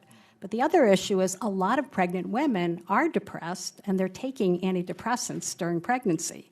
So we need to know, are these drugs safe to take during pregnancy and lactation? And there's an area where I'm concerned because women who are at risk are not taking their medicines because they think it's better for the baby. And so we are doing research to show what is safe and what isn't safe. And we have a study called the Cuddle Study where women taking these medicines are donating their breast milk so that we can see what is actually in the breast milk. Thank you very much. Congresswoman Watson-Coleman. Thank you, Chairman. Dr. Sharples, I'd like to talk to you about endometrial cancer. I'd like to, I know that their cancers have shown a lot of improvements in a number of deaths over the time. The National Cancer Institute Surveillance, Epidemiology, and End Results Program shows a worsening survival rate from endometrial cancer for 1996 to 2016. And the incidence rate for black women surpassed that of white women in 2007 and continues to increase to this day. The incidence of the more aggressive type 2 cancers is dramatically higher for black women than for white women. I'm wondering what your plan is, what's happening in that field, and what are you planning in terms of funding clinical trials and trying to come up with specific therapies that address these disparities? Sure. Thank you for the question. I think we are equally concerned by the statistics you mentioned. This is a cancer which is increasing in mortality in the United States. As I mentioned, most cancers are actually declining in mortality. The few that are actually showing an increased mortality are particularly of concern. Why is that happening? We think in endometrial cancer and a few other cancers, it may be partially related to obesity, the obesity epidemic. Obesity is associated with endometrial cancer, but we don't think that's the entire explanation. The basis for the disparity is an area of active research between African American women and other populations. This is a problem across many cancers, including endometrial cancer. Generally, our findings have been that they are in part these, social determinants of health, these access to care, these sorts of things, and partly often driven by biology and some combination thereof. And so we have funded efforts in endometrial cancer and other gynecologic malignancies specifically address that question. We have a SPORE in endometrial cancer and other gynecologic malignancies, which is a center of research excellence we're funding. And but an area where we are devoting a lot of focus because of the worrisome statistics you mentioned. Thank you. I'll just yield to the ranking member for any final comments before we conclude. Thank you very much, Madam Chairman. This is always, I think like many members, this is always my favorite hearing of the year. And I think because we all marvel at your abilities and your the work that you're doing and you're about and what your colleagues are doing, and we all see the good in these investments, and we all feel as if you've been really good stewards of the money that the Congress has chosen to put at your disposal. And we all think the American people and, frankly, all of humanity have benefited enormously as a result of those investments. I'm proud of this subcommittee. I'm proud of my chairman, who's been my partner in this for years. I'm proud of our colleagues on the other side of the rotunda who have worked with us for years. And I think it is absolutely critical, Madam Chairman, that continue. Now, I'd be the first to say, and I know my chairman knows this better than I do, this is going to be a very tough year. We have a 2-year budget agreement. It's essentially flat funding, and if you look at some of the requirements in a couple of the other departments that are going to take money, we know. Veterans I'm thinking of in particular. My friend, the chairman, and her counterpart, my friend, Chairman Blunt, are going to be confronted with really tough decisions. And I've had this discussion over many years with Dr. Collins. I usually use the phrase, we're in another one of those years where we're robbing Peter to pay Paul. Fortunately, you're Paul. And somebody else is going to have to be the Peter, and it's not your job to make those decisions. It's the job of this committee. And my friend, the chairman, and I have commiserated with this over this many years because there's lots of wonderful things in this bill, lots of things we agree on, lots of things that are national priorities. But I think this committee has made the right decision over the last 5 years in a bipartisan sense by probably making you the top priority in the bill every single year. And I don't think that's ever been more dramatically demonstrated than right now. How many questions did we have on coronavirus? And yet there'll be another coronavirus out there. And I thought one of the most telling answers of the hearing when Dr. Collins made the point that these past investments have put us in a stronger position to deal with these current challenges. And I thought Mr. Sharples made an excellent point, Dr. Sharples as well, when we talked about the extraordinary opportunities we have in a particular area right now. And those opportunities come, and you have to use the resources you have to take advantage of those openings. And you also have to make commitments that sustain themselves over years. I mean, the committee has to think in terms, again, always of cumulative and incremental, whether it's investment in your physical infrastructure or it's just thoughts about projects that clearly take multi-years to come to fruition. And we've got to make sure the revenue stream is there and available. So, again, I thank all of you for the work. I thank this committee, on a bipartisan basis for its sustained commitment here. And I think, Madam Chairman, the wisdom of that has been borne out. And I hope we can continue that. I know if it was up to you and me, I know it would be continued. And, we're pretty persuasive with our colleagues sometimes, too. We really make a pretty good team here. And in dealing with our friends across the rotunda who, fortunately, have approached this with the same mindset that we have for many, many years to come. So hopefully we can continue this because I think it will, frankly, render enormous benefits to the American people, and that's what all of us came here to do. That yield back, Madam Chair.